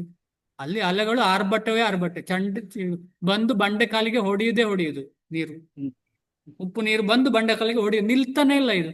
ಆಯ್ತು, ರಾತ್ರಿ ಆಯ್ತು. ರಾತ್ರಿ ಇದಕ್ಕಿಂತ ಜಾಸ್ತಿ, ಸಂಜೆ ಆಗೋ ಜೋರು ಜಾಸ್ತಿ ಆಗ್ತದೆ. ಕಾಯ್ತಾನೆ ಆಗುದಿಲ್ಲ. ಈ ರೀತಿ ನಾವು ಕೂಡ ನಮ್ಮ ಮನಸ್ಸು ಹತೋಟಿಗೆ ಬರಬೇಕು ಅಂತ ಹೇಳಿ ಕಾದ್ರೆ ಸಾಧ್ಯವೇ ಇಲ್ಲ. ಹತೋಟಿಗೆ ತರಲಿಕ್ಕೆ ಪ್ರಯತ್ನದ ಅಗತ್ಯವಿಲ್ಲ. ನಾವು ಹರೇ ಕೃಷ್ಣ ಮಹಾಮಂತ್ರದ ಶಬ್ದವನ್ನ ಕೇಳಲಿಕ್ಕೆ ಪ್ರಯತ್ನ ಪಟ್ರೆ ನಿಧಾನಕ್ಕೆ ಆ ಮನಸ್ಸಿಗೆ ಅನ್ನಿಸ್ತದೆ, ನನ್ನನ್ನು ಇವನು ಮೈಂಡೇ ಮಾಡ್ತಿಲ್ಲ, ಬಿಡು ಇವನನ್ನು ಅಂತ ಹೇಳಿ ಮನಸ್ಸು ಚಂಚಲತೆಯನ್ನ ಕಮ್ಮಿ ಮಾಡ್ತದೆ. ಇಷ್ಟೇ ಸುಲಭ ಉಪಾಯ. ಆದ್ರೆ ನಮ್ಮ ಹಿಂದಿನ ಕರ್ಮಕ್ಕೆ ಅನುಗುಣವಾಗಿ ಅದಕ್ಕೆ ಅದರದ್ದೇ ಸಮಯ ಸಿಗ್ತದೆ. ಇದಕ್ಕೆ ಒಂದು ಉದಾಹರಣೆ ನಾವು ಕೊಟ್ಟಿದ್ದೇವೆ ಹಿಂದೆ. ಒಂದು ಕಲ್ಲಿದ್ದಲಿನ ಬುಟ್ಟಿ, ಉದಾಹರಣೆ ಬೇರೆ ರೀತಿಯಲ್ಲಿ ಆದ್ರೂ ಕೂಡ, ಒಂದು ಕಲ್ಲಿದ್ದಲಿನ ಬುಟ್ಟಿ ತುಂಬಾ ಕಪ್ಪಾಗಿದೆ ಅಂತ ಹೇಳಿದ್ರೆ ಅದನ್ನು ತುಂಬಾ ಸರ್ತಿ ತೊಳಿಬೇಕು. 1-2 ದಿವಸ ಮಾತ್ರ ಹಾಕಿದೆ ಅಂದ್ರೆ ಬೇಗ ತೊಳೆದ್ರೆ ಆಗ್ತದೆ. ಆ ರೀತಿಯಲ್ಲಿ ನಮಗೆ ನಮ್ಮದೇ ಆದ, ಎಲ್ಲರಿಗೂ ನಮ್ಮದೇ ಆದ ಹಿಂದಿನ ಬ್ಯಾಗ್ ಇದೆ, ಕರ್ಮ ಇದೆ. ಆದ ಕಾರಣ ನಮ್ಗೆ ಗೊತ್ತಿಲ್ಲ ಅದು. ಆದ ಕಾರಣ ನಾವು ಅದನ್ನು ಚಿಂತೆ ಮಾಡುವ ಅಗತ್ಯನೂ ಇಲ್ಲ. ನಾವು ಆದಷ್ಟು ಪ್ರಯತ್ನ ಪಡ್ತಾ ಇರಬೇಕು. ಅದಕ್ಕೋಸ್ಕರ ನಮ್ಮ ಪರಂಪರೆಯಲ್ಲಿ ನಂಬರ್ ಅಂದ್ರೆ 16 ಮಾಲೆ, 8 ಮಾಲೆ, 10 ಮಾಲೆ, ಯಾಕೆಂದ್ರೆ ಆ ನಂಬರ್ ಕೂಡ ಇಂಪಾರ್ಟೆಂಟ್. ಅದಕ್ಕೆ ಆಚಾರ್ಯರು ಹೇಳ್ತಾರೆ ಸಂಖ್ಯಾಪೂರ್ವಕವಾಗಿ ಮಾಡ್ಬೇಕು ಅಂತ ಹೇಳಿ, ಸಂಖ್ಯೆ ಇಟ್ಟುಕೊಂಡು. ನಾನು ಯಾವಾಗ್ಲೂ ಜಪ ಮಾಡ್ತಾ ಇರ್ತೇನೆ, ಬೆಳಿಗ್ಗೆ ಮಾಡ್ತೇನೆ, ರಾತ್ರಿ ಮಾಡ್ತೇನೆ, ನನಗೆ ಜಪಮಾಲೆ ಎಲ್ಲ ಅಗತ್ಯ ಇಲ್ಲ, ಮಾಡ್ತಾ ಇರ್ತೇನೆ ಅಂತ ಹೇಳ್ತಾರೆ ಕೆಲವರು. ಅಲ್ಲ, ಅದರಿಂದ ಏನಾಗ್ತದೆ, ಮೈಂಡ್ ಕಂಟ್ರೋಲ್ ಬರೋದಿಲ್ಲ. ಮೈಂಡ್ ಕಂಟ್ರೋಲ್ ಬರ್ಲಿಕ್ಕೆ ಈ ಜಪ ಮಾಲೆ, ಆ ಜಪಮಾಲೆಯಲ್ಲಿರುವಂತ ಜಪ ಬೀಡು, ಪ್ರತಿಯೊಂದು ಇದನ್ನೆಲ್ಲ ಮುಟ್ತಾ ಅದೆಲ್ಲ ಅಂದ್ರೆ ಇದು ಕೈಯನ್ನು ಕೂಡ ಭಗವಂತನ ಸೇವೆಯಲ್ಲಿ ಉಪಯೋಗಿಸ್ತಿದ್ದೇವೆ, ನಾಲಿಗೆಯನ್ನು ಉಪಯೋಗಿಸ್ತೇವೆ, ಕಣ್ಣನ್ನು ಉಪಯೋಗಿಸ್ತೇವೆ, ಕಿವಿಯನ್ನು ಎಲ್ಲವನ್ನು ನಾವು ಹರೇ ಕೃಷ್ಣ ಮಹಾಮಂತ್ರ ಮಾಡುವಾಗ ಉಪಯೋಗಿಸಿ ಶುರು ಮಾಡ್ತೇವೆ. ಬರೀ ನಮ್ಮ ಮನಸ್ಸನ್ನು ಮಾತ್ರ ಅಲ್ಲ. ನಿಧಾನವಾಗಿ ಅವರಿಗೆ ಅನ್ನಿಸ್ತದೆ, ನನ್ನ ಸರ್ವೆಂಟ್, ನನ್ನ ಶಿಷ್ಯನಾದಂತ ಈ ಕಣ್ಣನ್ನು ಇವನು ಉಪಯೋಗಿಸಿ ಸ್ಟಾರ್ಟ್ ಮಾಡಿದ್ದಾನೆ, ಕಿವಿಯನ್ನು ಉಪಯೋಗಿಸಿ ಇನ್ನು ನನ್ನನ್ನು ನುಂಗ್ತಾನಪ್ಪ ಅಂತ ಹೇಳಿ ಸುಮ್ಮನೆ ಕೂತ್ಕೊಳ್ತಾನೆ ಸ್ವಲ್ಪ ಸಮಯ ಆಗುವಾಗ. ಯಾರು ಮನಸ್ಸು, ಇಲ್ಲದ್ರೆ ಮನಸ್ಸನ್ನು ಕಂಟ್ರೋಲ್ ಮಾಡ್ಲಿಕ್ಕೆ ಸಾಧ್ಯವೇ ಇಲ್ಲ. ಅದಕ್ಕೆ ಅರ್ಜುನ ಹೇಳ್ತಾನೆ, ಮನಸ್ಸನ್ನು ಕಂಟ್ರೋಲ್ ಮಾಡೋದು ಏನು ಕಷ್ಟ, ಗಾಳಿಯಿಂದ ಕಷ್ಟ ಅಂತ ಹಿಂದೆ ನೆಕ್ಸ್ಟ್ ಶ್ಲೋಕಗಳಲ್ಲಿ ಅಂದ್ರೆ ಮುಂದೆ ಹೋಗುವಾಗ ಹೇಳ್ತಾರೆ. ವಾಯೋರಿವ ಸುದುಷ್ಕೃತಂ ದುಷ್ಕರಂ ಅಂದ್ರೆ ಕಷ್ಟ ಇದು ಅಂತ ಹೇಳಿ. ಹರೇ ಕೃಷ್ಣ ಪ್ರಭು. ಹರೇ ಕೃಷ್ಣ. ನಾನೊಂದು ಉದಾಹರಣೆ ಹೇಳ್ಬೋದಾ? ಖಂಡಿತ ಮಾತಾಜಿ. ಒಂದು ಬಕೆಟ್ ಅಲ್ಲಿ ಕೊಳೆ ಇರೋ ನೀರ್ ಇರುತ್ತೆ. ಆ ನೀರ್ಗೆ ನೀರ್ ಬಿಟ್ಟಾಗ, ಚೆನ್ನಾಗಿರೋ ನೀರು ಬಿಟ್ಟಾಗ ಅದ್ ನೀರ್ ಹೋಗ್ತಾ ಹೊಸ ನೀರ್ ಹೋಗ್ತಾ ಹಳೆ ನೀರು ಹೇಗೆ ಕೊಳೆ ನೀರು ಹೊರಗಡೆ ಹೋಗುತ್ತೋ ಹಾಗೆ ಜಪ ಕೂತ್ಕೊಂಡಾಗು ಅದೇ ತರ ನಾವು ಜಪ ಮಾಡ್ತಾ ಅದೇ ರೀತಿ ಆ ನೀರ್ ಹೇಗೆ ಕೊಳೆ ನೀರ್ ಹೋಗ್ತಾ ಇರುತ್ತೆ, ಹೊಸ ನೀರ್ ಹೋಗ್ತಿದ್ದಂಗೆ ಅದೇ ತರ ಕೇಂದ್ರೀಕೃತ ಆಗುತ್ತಲ್ಲ ಪ್ರಭು. ಅದಕ್ಕೆ ಎಕ್ಸಾಂಪಲ್ ಕೊಟ್ಟಿದ್ದೀನಿ. ಇದು ಥ್ಯಾಂಕ್ ಯು ಮಾತಾಜಿ. ಎಲ್ರಿಗೂ ಅರ್ಥ ಆಗುವಂತದ್ದು ತುಂಬಾ ಒಳ್ಳೆ example. Thank you so much. ಹಳೆ ನೀರು ಹೊರಗಡೆ ಹೋಗ್ತಾ ಇರ್ತದೆ, ಹೊಸ ನೀರು ಸೇರ್ಕೊಳ್ತಾ ಇರುತ್ತೆ, ಅದು ಮನ್ಸು ಅದೇ ತರ ಶುದ್ಧಿ ಆಗುತ್ತಲ್ಲ ಮತ್ತೆ ಪ್ರಭುಗಳೇ. ಖಂಡಿತ ಮಾತಾಜಿ, ತುಂಬಾ ಅದ್ಭುತವಾದ ಒಂದು ಉದಾಹರಣೆ. ಧನ್ಯವಾದಗಳು ಮಾತಾಜಿ. ಹರೇ ಕೃಷ್ಣ ಪ್ರಭುಗಳೇ, ನಾನೊಂದು ಪ್ರಶ್ನೆ. ಒಂದು ಗೊಂದಲ ಗೊತ್ತಿದೆ, ಆದ್ರೂ ಒಂದು ಸರಿ ತಿಳ್ಕೊಳ್ಳೋಣ ಅಂತ. ಈಗ ಆತ್ಮಕ್ಕೆ ಸಾವಿಲ್ಲ ಅಂತ ಹೇಳಿದ್ರೆ, ಆತ್ಮಕ್ಕೆ ಸಾವಿಲ್ಲ, ತುಂಡು ಮಾಡಕ್ಕಾಗಲ್ಲ, ಅವಿನಾಶಿ ಆದದ್ದು ಅಂತ ಹೇಳಿದ್ರೆ, ಅದೇ ದೇಹ ಒಬ್ಬ ವ್ಯಕ್ತಿ ಅಪಘಾತವಾಗುವ ಅಥವಾ ರೋಗ ಆಗಿಯೋ ಅಥವಾ ಪ್ರಾಯದಲ್ಲಿರುವಾಗ ಏನಾದ್ರು ಅಪಘಾತ ಆಗಿ ರೋಗ ಬಂದ್ರೆ ಮನುಷ್ಯ ಅಥವಾ ರಕ್ತಸ್ರಾವ ಆಗಿ ತೀರೋಗ್ತಾನೆ. ಆತ್ಮ ಅದನ್ನ ರಕ್ಷಣೆ ಮಾಡ್ಬೇಕಲ್ವಾ? ಅದು ಕರ್ಮಕ್ಕೆ ಅನುಗುಣವಾಗಿ ಆತ್ಮ ಯಾಕೆ ರಕ್ಷೆ ಮಾಡುತ್ತೆ? ಅದು ಕರ್ಮಕ್ಕೆ ಅನುಗುಣವಾಗಿ ಆ ಕರ್ಮಕ್ಕೆ ಆ ಸಮಯಕ್ಕೆ ಆಗ್ಬೇಕು ಅಂತ ಉಂಟು. ಅದಕ್ಕೆ ಆ ದೇಹಕ್ಕೆ ಮಿಷಿನ್ ಪ್ರಭು, ಮಿಷಿನ್ಗೆ ಕರೆಂಟ್ ಹೋಗ್ತಾ ಅಷ್ಟೇ ಮಿಷಿನ್ ಹೋಗ್ತದೆ. ಬರೀ ಆತ್ಮ ಎದ್ಕೊಂಡು ಮಿಷಿನ್ ಏನ್ ಮಾಡಕ್ ಆಗಲ್ವಲ್ಲ? ಎರಡು ಬಗ್ಗೆ ಅಲ್ಲ ಪ್ರಭು? ಅರ್ಥ ಆಗಿಲ್ಲ ನನಗೆ, ಇನ್ನೊಂದ್ಸಲ ಕೇಳ್ತೀರಾ? ಅವಾಗ ಯಂತ್ರ ಇರ್ತದೆ, ಯಂತ್ರ ಓಡ್ತಾ ಇದೆ, ಕರೆಂಟ್ ಹೋದ್ರೆ ಯಂತ್ರ ಆಗೋಗುತ್ತದೆ. ಬರೀ ಆತ್ಮನೇ ಕೆಲಸ ಮಾಡಕ್ಕಲ್ಲ, ಯಂತ್ರ ಇರ್ಲೇಬೇಕಲ್ವಾ? ಯಂತ್ರ ಬೇಕು. ಆದ್ರೆ ಅದರ ಹಿಂದಿನ ಕರ್ಮ ಈ ರೀತಿಯಲ್ಲೇ ಸಾವಾಗ್ಬೇಕು ಅಂತ ಇದ್ರೆ ಅದೇನು ಮಾಡ್ಲಿಕ್ಕೆ ಆಗಲ್ಲ. ಯಾಕಂದ್ರೆ ಕರ್ಮಕ್ಕೆ ಅನುಗುಣವಾಗಿ ಅದಕ್ಕೆ ಆ ದೇಹ ಸಿಕ್ಕಿದ್ದಲ್ವಾ, ಅದು ನೆಕ್ಸ್ಟ್ ದೇಹ ಸಿಗ್ತದೆ ಆಗ. ಅರ್ಥ ಮಾಡ್ಕೊಬೇಕು. ಎಸ್, ಸರಿ ಪ್ರಭು. ಪ್ರಭು, ಈಗ ಇನ್ನೊಂದು ಪ್ರಶ್ನೆ ಪ್ರಭು. ಹರೇ ಕೃಷ್ಣ. ಎಸ್ ಮಾತಾಜಿ. ಹರೇ ಕೃಷ್ಣ. ಈಗ ಒಬ್ಬ ಮನುಷ್ಯನನ್ನ ಯಾರಾದ್ರೂ ಕೊಲೆ ಮಾಡ್ತಾರೆ ಅಂತ ಇಟ್ಕೊಳ್ಳಿ, ಆ ಕೊಲೆ ಆಗೋದು ಮುಂದೆನೆ ಬರ್ದಿರುತ್ತಾ ಇವನಿಗೆ ಕೊಲೆ ಆಗ್ಬೇಕು ಅಂತ? ಬರ್ದಿರಲ್ಲ, ಅದು ಕರ್ಮ. ಬರ್ದಿರುತ್ತೆ, ನಾವು ಲೋಕಲ್ ಆಗಿ ಮಾತಾಡುವಾಗ ಹೇಳುದು ಬರ್ದಿರುತ್ತೆ ಅಂತ. ಅದೇ ಕರ್ಮ. ಅವನ ಕರ್ಮ ಅದೇ ಆಗಿದ್ರೆ ಕೊಲೆ ಮಾಡೋವನ್ಗೆ ಯಾಕೆ ಪಾಪ ಬರುತ್ತೆ? ಈ ಸಾಯುವವನ ಕರ್ಮ, ಯಾಕಂದ್ರೆ ಕೊಲೆ ಮಾಡುದು ಅಂತ ಹೇಳುವಂಥದ್ದು ತಪ್ಪಿಸುವಂತಹ ಒಂದು, ಅದರಿಂದ ಹೊರಗೆ ಬರ್ಬಹುದು. ಅಲ್ಲ ಪ್ರಭು, ನಾನ್ ಕೇಳ್ತಾ ಇರೋದು ನಂಗೆ ಅರ್ಥ ಆಯ್ತು ಈಗ ಪ್ರಶ್ನೆ. ಪ್ರಶ್ನೆ ಅರ್ಥ ಆಯ್ತಾ? ಅರ್ಥ ಕೊಲೆ ಮಾಡೋನ್ಗೆ ಯಾಕೆ ಪಾಪ ಬರ್ಬೇಕು? ಅದು ಆ ಕರ್ಮನೇ ಅಲ್ವಾ? ಕರ್ಮ ಅವನು ಕೊಲೆ ಆಗಿ ಸಾಯೋದೇ ಆದ್ರೆ ಆ ಕೊಲೆ ಮಾಡೋನಿಗೆ ಯಾಕೆ ಕರ್ಮ ಬರ್ಬೇಕು, ಪಾಪ ಬರ್ಬೇಕು? ಹರೇ ಅದನ್ನೇ ಕೃಷ್ಣ. ಎಕ್ಸ್ಪ್ಲೇನ್ ಮಾಡ್ತೀನಿ ಕೇಳಿ. ಕೇಳಿ. ಹೇಳ, ನನಗೆ ಅನ್ಸಿಕ್ಕಿದ್ದು ಈ ಇವಾಗ ಅವನು ಮಾಡಿದ್ದು ಕೊಲೆ, ಅದು ಇನ್ನ ಹಂಗೆ ಬುದ್ಧಿ ಇರುತ್ತೆ ಮುಂದಿನ ಜನ್ಮಕ್ಕೆ ಅವನ್ಗೆ. ಅವನ್ ಇನ್ನೊಬ್ಬ ಅವನ್ ಮತ್ತೆ ಮನುಷ್ಯ ಜನ್ಮ ತಾಳಿ ಅವನ್ನ ಏನೋ ಅವನೇ ಬಂದು ಕೊಲೆ ಮಾಡ್ಬೋದಲ್ಲ ಪ್ರಭುಗಳೇ. ಹಿಂದಿನ ಜನ್ಮದಲ್ಲಿ ಇರೋದು ಈಗ ಅದು ಹಂಗೆ ಕಂಟಿನ್ಯೂ ಆಗ್ತಾ ಇರುತ್ತೆ, ಅದು ವೈರತ್ವ ಇದ್ರೆ ಅಂತ ಅನ್ಸುತ್ತೆ. ಅಲ್ಲ, ಅದು ಕರೆಕ್ಟ್, ಅದು ಕರೆಕ್ಟ್. ಬಟ್ ಇಲ್ಲಿ ಇವರ ಪ್ರಶ್ನೆ ಯಾಕೆ ಅಂತ ಹೇಳಿದ್ರೆ, ಆ ಕೊಲೆ ಮಾಡೋದು ಅವ್ನ್ ಅವನ ಯಾಕೆ ಕರ್ಮ, ಕೊಲೆ ಮಾಡೋದು ಅವನ ಕರ್ಮ, ಆಗ ಅವನಿಗೆ ಯಾಕೆ ಪಾಪ ಕಟ್ತದೆ ಅಂತ ಹೇಳಿ ಪ್ರಶ್ನೆ ಇವರದ್ದು. ಅಲ್ವಾ ಪ್ರಭು? ನಾನು ಅವ್ನ್ಗೆ ಯಾಕೆ ಆ ಹೇಳ್ತೀನಿ. ಪ್ರಚೋದನೆ ಸಿಗ್ಬೇಕು? ಅಲ್ಲ, ಪ್ರಶ್ನೆ ತುಂಬಾ ಪ್ರಚೋದನೆ ಸಿಂಪಲ್, ಯಾಕೆ ಎಲ್ರಿಗೂ ಅರ್ಥ ಸಿಗ್ಬೇಕು ಆಯ್ತು ಅಂತ? ಮಾತಾಜಿ. ಹರೇ ಕೃಷ್ಣ. ಪ್ರಶ್ನೆ ತುಂಬಾ ಸಿಂಪಲ್, ಎಲ್ರಿಗೂ ಅರ್ಥ ಆಗಿದೆ ಅಂತ ಅನ್ಕೊಳ್ತೇನೆ. ಉತ್ತರ ಕೂಡ ತುಂಬಾ ಸಿಂಪಲ್. ಇದು ತುಂಬಾ ಇಂಪಾರ್ಟೆಂಟ್ ಪ್ರಶ್ನೆ. ಆದ ರೀತಿಯಲ್ಲಿ ಸುಲಭ ಅರ್ಥ ಮಾಡ್ಕೊಳ್ಳಿಕ್ಕೆ ಅಷ್ಟೇನು ಕಷ್ಟ ಇಲ್ಲ. ಯಾಕೆ ಕಷ್ಟ ಇಲ್ಲ ಅಂತ ಹೇಳಿದ್ರೆ, ಮನುಷ್ಯನಿಗೂ ಬೇರೆ ಜೀವಿಗಳಿಗೂ ವ್ಯತ್ಯಾಸ ಇದೆ. ಬೇರೆ ಜೀವಿಗಳು ಹಾಗೆ ಕೊಲ್ಲುವುದರಲ್ಲಿ ತಪ್ಪೇನಿಲ್ಲ, ಆದರೆ ಮನುಷ್ಯನು ಹಾಗೆ ಕೊಲ್ಲಬಾರ್ದು ಅಂತ ಶಾಸ್ತ್ರ ನಿಯಮ. ಯಾಕೆಂದ್ರೆ ಕರ್ಮವನ್ನ ಸರಿ ಮಾಡ್ಲಿಕ್ಕೆ ಶಾಸ್ತ್ರ ಇರುವಂಥದ್ದು. ಕರ್ಮವನ್ನ ಸರಿ ಮಾಡ್ಲಿಕ್ಕೆ ಶಾಸ್ತ್ರ ಇರುವಂಥದ್ದು. ಶಾಸ್ತ್ರ ಏನು ಹೇಳ್ತದೆ? ಮಾ ಹಿಂಸ್ಯಾತ್ ಅಂತ ಹೇಳ್ತದೆ. ಮಾ ಹಿಂಸ್ಯಾತ್, ಯಾರು ಯಾರಿಗೂ ಹಿಂಸೆ ಮಾಡಬಾರದು ಅಂತ ಶಾಸ್ತ್ರ ಇರುತ್ತದೆ. ಆದ್ರೆ ಹಿಂಸೆ ಮಾಡೋದು ಯಾವಾಗ? ಯಾರು ತಪ್ಪು ಮಾಡಿದ್ದಾರೆ ಆಗ ಮಾತ್ರ ಅಂತ ಹೇಳ್ತದೆ. ಈ ದೃಷ್ಟಿಕೋನದಿಂದ ನಾವು ಅರ್ಥ ಮಾಡ್ಕೊಳ್ಬಹುದು. ಎಷ್ಟೇ ಕರ್ಮಕ್ಕೆ ಅನುಗುಣವಾಗಿ ಅವನು ಕೊಲ್ಲಬಹುದು ಅಂತ ಆದರೂ ಕೂಡ ಶಾಸ್ತ್ರ ಎಲ್ಲವೂ ಮಾಡದ ಕಾರಣ ಅವನಿಗೆ ಪಾಪ ಸಿಕ್ಕೇ ಸಿಗ್ತದೆ. ಯಾಕೆ ಸಿಗ್ತದೆ ಅಂತ ಹೇಳಿದ್ರೆ, ಅವನ ದೇಹ, ಅವನಿಗೆ ಸಿಕ್ಕಿದ ಮಾನವ ದೇಹ ಅದನ್ನು ಮಾಡಲಿಕ್ಕೆ ಯೋಗ್ಯವಾದ ದೇಹ ಅಲ್ಲ. ಅವನು ಹುಲಿಯಾಗಿದ್ರೆ ಮಾಡ್ಬೋದಿತ್ತು, ಅಥವಾ ಸಿಂಹವಾಗಿದ್ರೆ ಆ ಥರ ಮಾಡ್ಬೋದಾಗಿತ್ತು. ಸೊ ದೇಹದ ವ್ಯತ್ಯಾಸ. ಅವನಿಗೆ ಕರ್ಮ ಆ ರೀತಿಯದ್ದಾಗಿದ್ರು ಕೂಡ, ಆ ಕರ್ಮ ಅದನ್ನು ಮಾಡಿಸಿದ್ರು ಕೂಡ ಅದಕ್ಕೆ ಪಾಪ ಸಿಕ್ಕೇ ಸಿಗ್ತದೆ. ಯಾಕೆಂದ್ರೆ ಆ ದೇಹ ಹಾಗೆ. ಅವನಿಗೆ ಸಿಕ್ಕಿದ ಆ ದೇಹ ಪ್ರಾಣಿ ದೇಹಕ್ಕಿಂತ ತುಂಬಾ ಮಿಗಿಲಾದ ದೇಹ, ಒಳ್ಳೆಯ ದೇಹ ಸಿಕ್ಕಿದೆ. ಆದ್ರೆ ಅವನ ಹಿಂದಿನ ಕರ್ಮ ಒಳ್ಳೆದಿಲ್ಲದ ಕಾರಣ ಅವನು ಕೊಲೆ ಮಾಡಲಿಕ್ಕೆ ಪ್ರಯತ್ನ ಪಡ್ತಾನೆ. ಆದ್ರೆ ಆ ಕೊಲೆ ಮಾಡಿದ ಮೇಲೆ ಅವನಿಗೆ ಶಿಕ್ಷೆ ಆದ್ರೆ ಅವನಿಗೆ ಮುಂದೆ ಅದರಿಂದ ಕಷ್ಟದಿಂದ ಹೊರಗೆ ಬರ್ಲಿಕ್ಕೆ ಸಾಧ್ಯತೆ ಅವನಿಗೆ.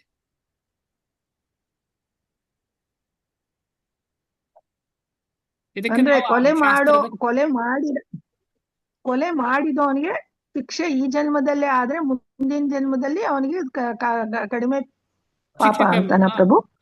ಅವನ ಸ್ಟ್ರಗಲ್ ಕಷ್ಟ ಆಗ್ತದೆ. ಸ್ಟ್ರಗಲ್ 100% ಕಷ್ಟ ಆಗ್ತದೆ. ಅದಕ್ಕೋಸ್ಕರ ನಮ್ಮ ಪ್ರಾಂತ್ಯದ ನಿಯಮ ಆಗ್ಲಿ, ಭಗವಂತ ನಿಯಮ ಆಗ್ಲಿ ಅದನ್ನು ಒಪ್ಪುವುದಿಲ್ಲ. ಯಾವುದನ್ನು ಕೊಲೆ ಮಾಡುವುದನ್ನು ಒಪ್ಪುವುದಿಲ್ಲ. ಇಲ್ಲದ್ರೆ ಆತನಿಗೆ ಕ್ಷಮೆ ಸಿಕ್ಕಿದ್ರೆ, ಕ್ಷಮೆ ಸಿಕ್ಕಿದ್ರೆ, ಕೊಲೆಗಡಕನಿಗೆ ಕ್ಷಮೆ ಸಿಕ್ಕಿದ್ರೆ ಏನಾಗುತ್ತೆ? ಕ್ಷಮೆ ಕೊಡ್ಲೇಬಾರ್ದು, ಕ್ಷಮೆ ಕೊಡುವವರ ತಪ್ಪು.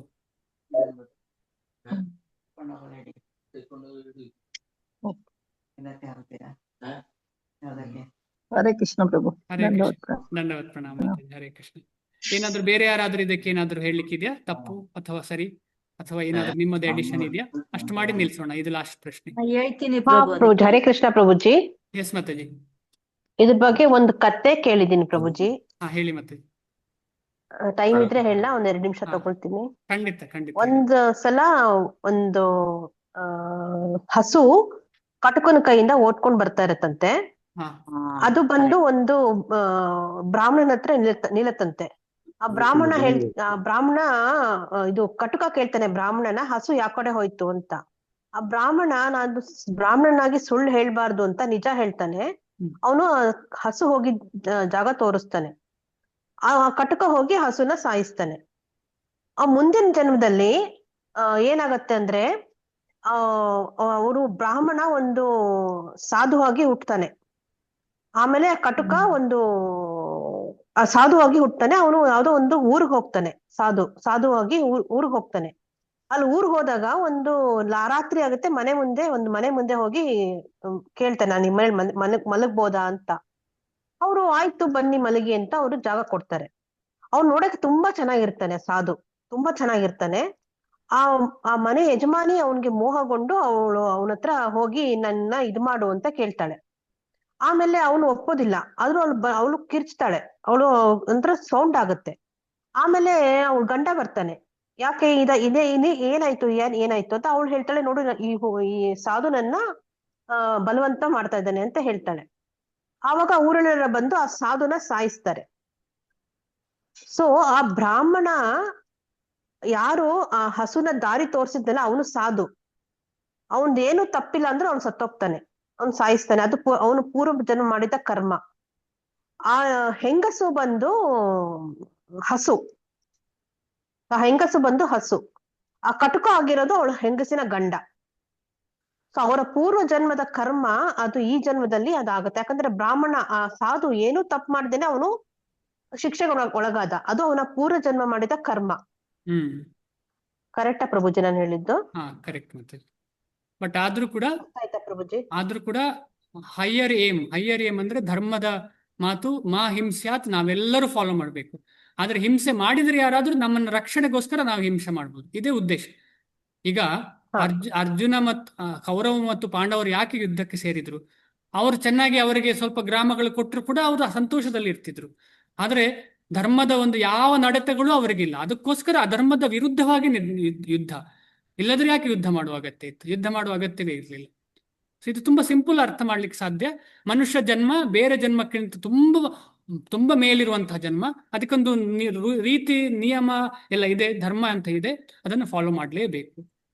ಆ ದೃಷ್ಟಿಕೋನ. ಈಗ ಅಲ್ಲಿ ಪ್ರಭು ಎಸ್ ಮಾತಾಜಿ. ಸಾಧು ಹಸು ಬಂದು ಹೋದಾಗ ಅವನು ಕಟುಕ ಬಂದು ಕೇಳಿದಾಗ ಸಾಧುಗೆ ಎರಡು ಇದಿದೆ ಅಲ್ವಾ ಪ್ರಭು? ಒಂದು ಇಲ್ಲ ಹಸುವನ್ನು ಅವ್ನು ತೋರಿಸ್ಬೇಕು, ಇಲ್ಲ ಒಂದು ನನಗ್ ಗೊತ್ತಿಲ್ಲ ಅಂತ ಹೇಳ್ಬೇಕು. ಈಗ ಅವನು ಯಾವ್ದನ್ನ ಹಾಕ್ಸ್ಕೋಬೇಕು? ಅದನ್ನೇ ಹೇಳಿದೆ. ಅವನು ತೋರಿಸ್ಬಾರ್ದಾಗಿತ್ತು. ಅವನು ಸ್ವಂತ ಹಿತಕ್ಕೋಸ್ಕರ ಅವನು ತನ್ನ ಹಿತಕ್ಕೋಸ್ಕರ ಹಸುನ ಬಲಿ ಕೊಟ್ಟ. ಅವನು ಹೇಳ್ಬಾರ್ದಾಗಿತ್ತು. ಸತ್ಯ ಯಾವಾಗ್ಲೂ ನಿಜ ಹೇಳ್ಬಾರ್ದು. ನಾವು ಸತ್ಯ ಹೇಳ್ಬೇಕಾದ್ರೆ ನಾವು ಬೇರೆಯವ್ರಿಗೆ ಸತ್ಯವ್ರಿಗೆ ಹೇಳ್ಬೇಕಾದ್ರೆ ಬೇರೆಯವ್ರಿಗೆ ನಾವು ತೊಂದರೆಯಲ್ಲಿ ಇಡಬಾರ್ದು. ಸತ್ಯ ಹೇಳ್ಬಿಟ್ಟು ಬೇರೆಯವ್ರನ್ನ ತೊಂದರೆಯಲ್ಲಿ ಇಡಬಾರ್ದು ಅಲ್ವಾ ಪ್ರಭುಜಿ? ಹೇಳ್ತೇನೆ, ಅಪ್ರಿಯಂ ಸತ್ಯಂ ನ ಬ್ರೂಯಾತ್ ಅಂತ. ಅಪ್ರಿಯಂ ಸತ್ಯಂ ನ ಬ್ರೂಯಾತ್ ಅಂತ ಶಾಸ್ತ್ರ ಹೇಳ್ತದೆ. ಅಪ್ರಿಯಂ ಸತ್ಯಂ ಅಂತ ಹೇಳಿದ್ರೆ ಯಾರಿಗಾದ್ರೂ ಸಾವ ಆಗ್ತದೆ, ಆತರ ಅವ್ರಿಗೇನಾದ್ರೂ ಪ್ರಾಬ್ಲಮ್ ಆಗ್ತದೆ ಅಂತ ಹೇಳುವ ಅಂತ ಸತ್ಯವನ್ನು ಹೇಳ್ಬಾರ್ದು.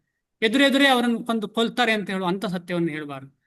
ಅವರನ್ನು ನ್ಯಾಯಾಂಗಕ್ಕೆ ಒಪ್ಪಿಸ್ಬೇಕು ವಿನಃ ನಾವು ಅದಕ್ಕೆ ಆಗ್ಬಾರ್ದು. ನ್ಯಾಯಾಂಗ ಮಾಡಬೇಕು ಅದಕ್ಕೆ.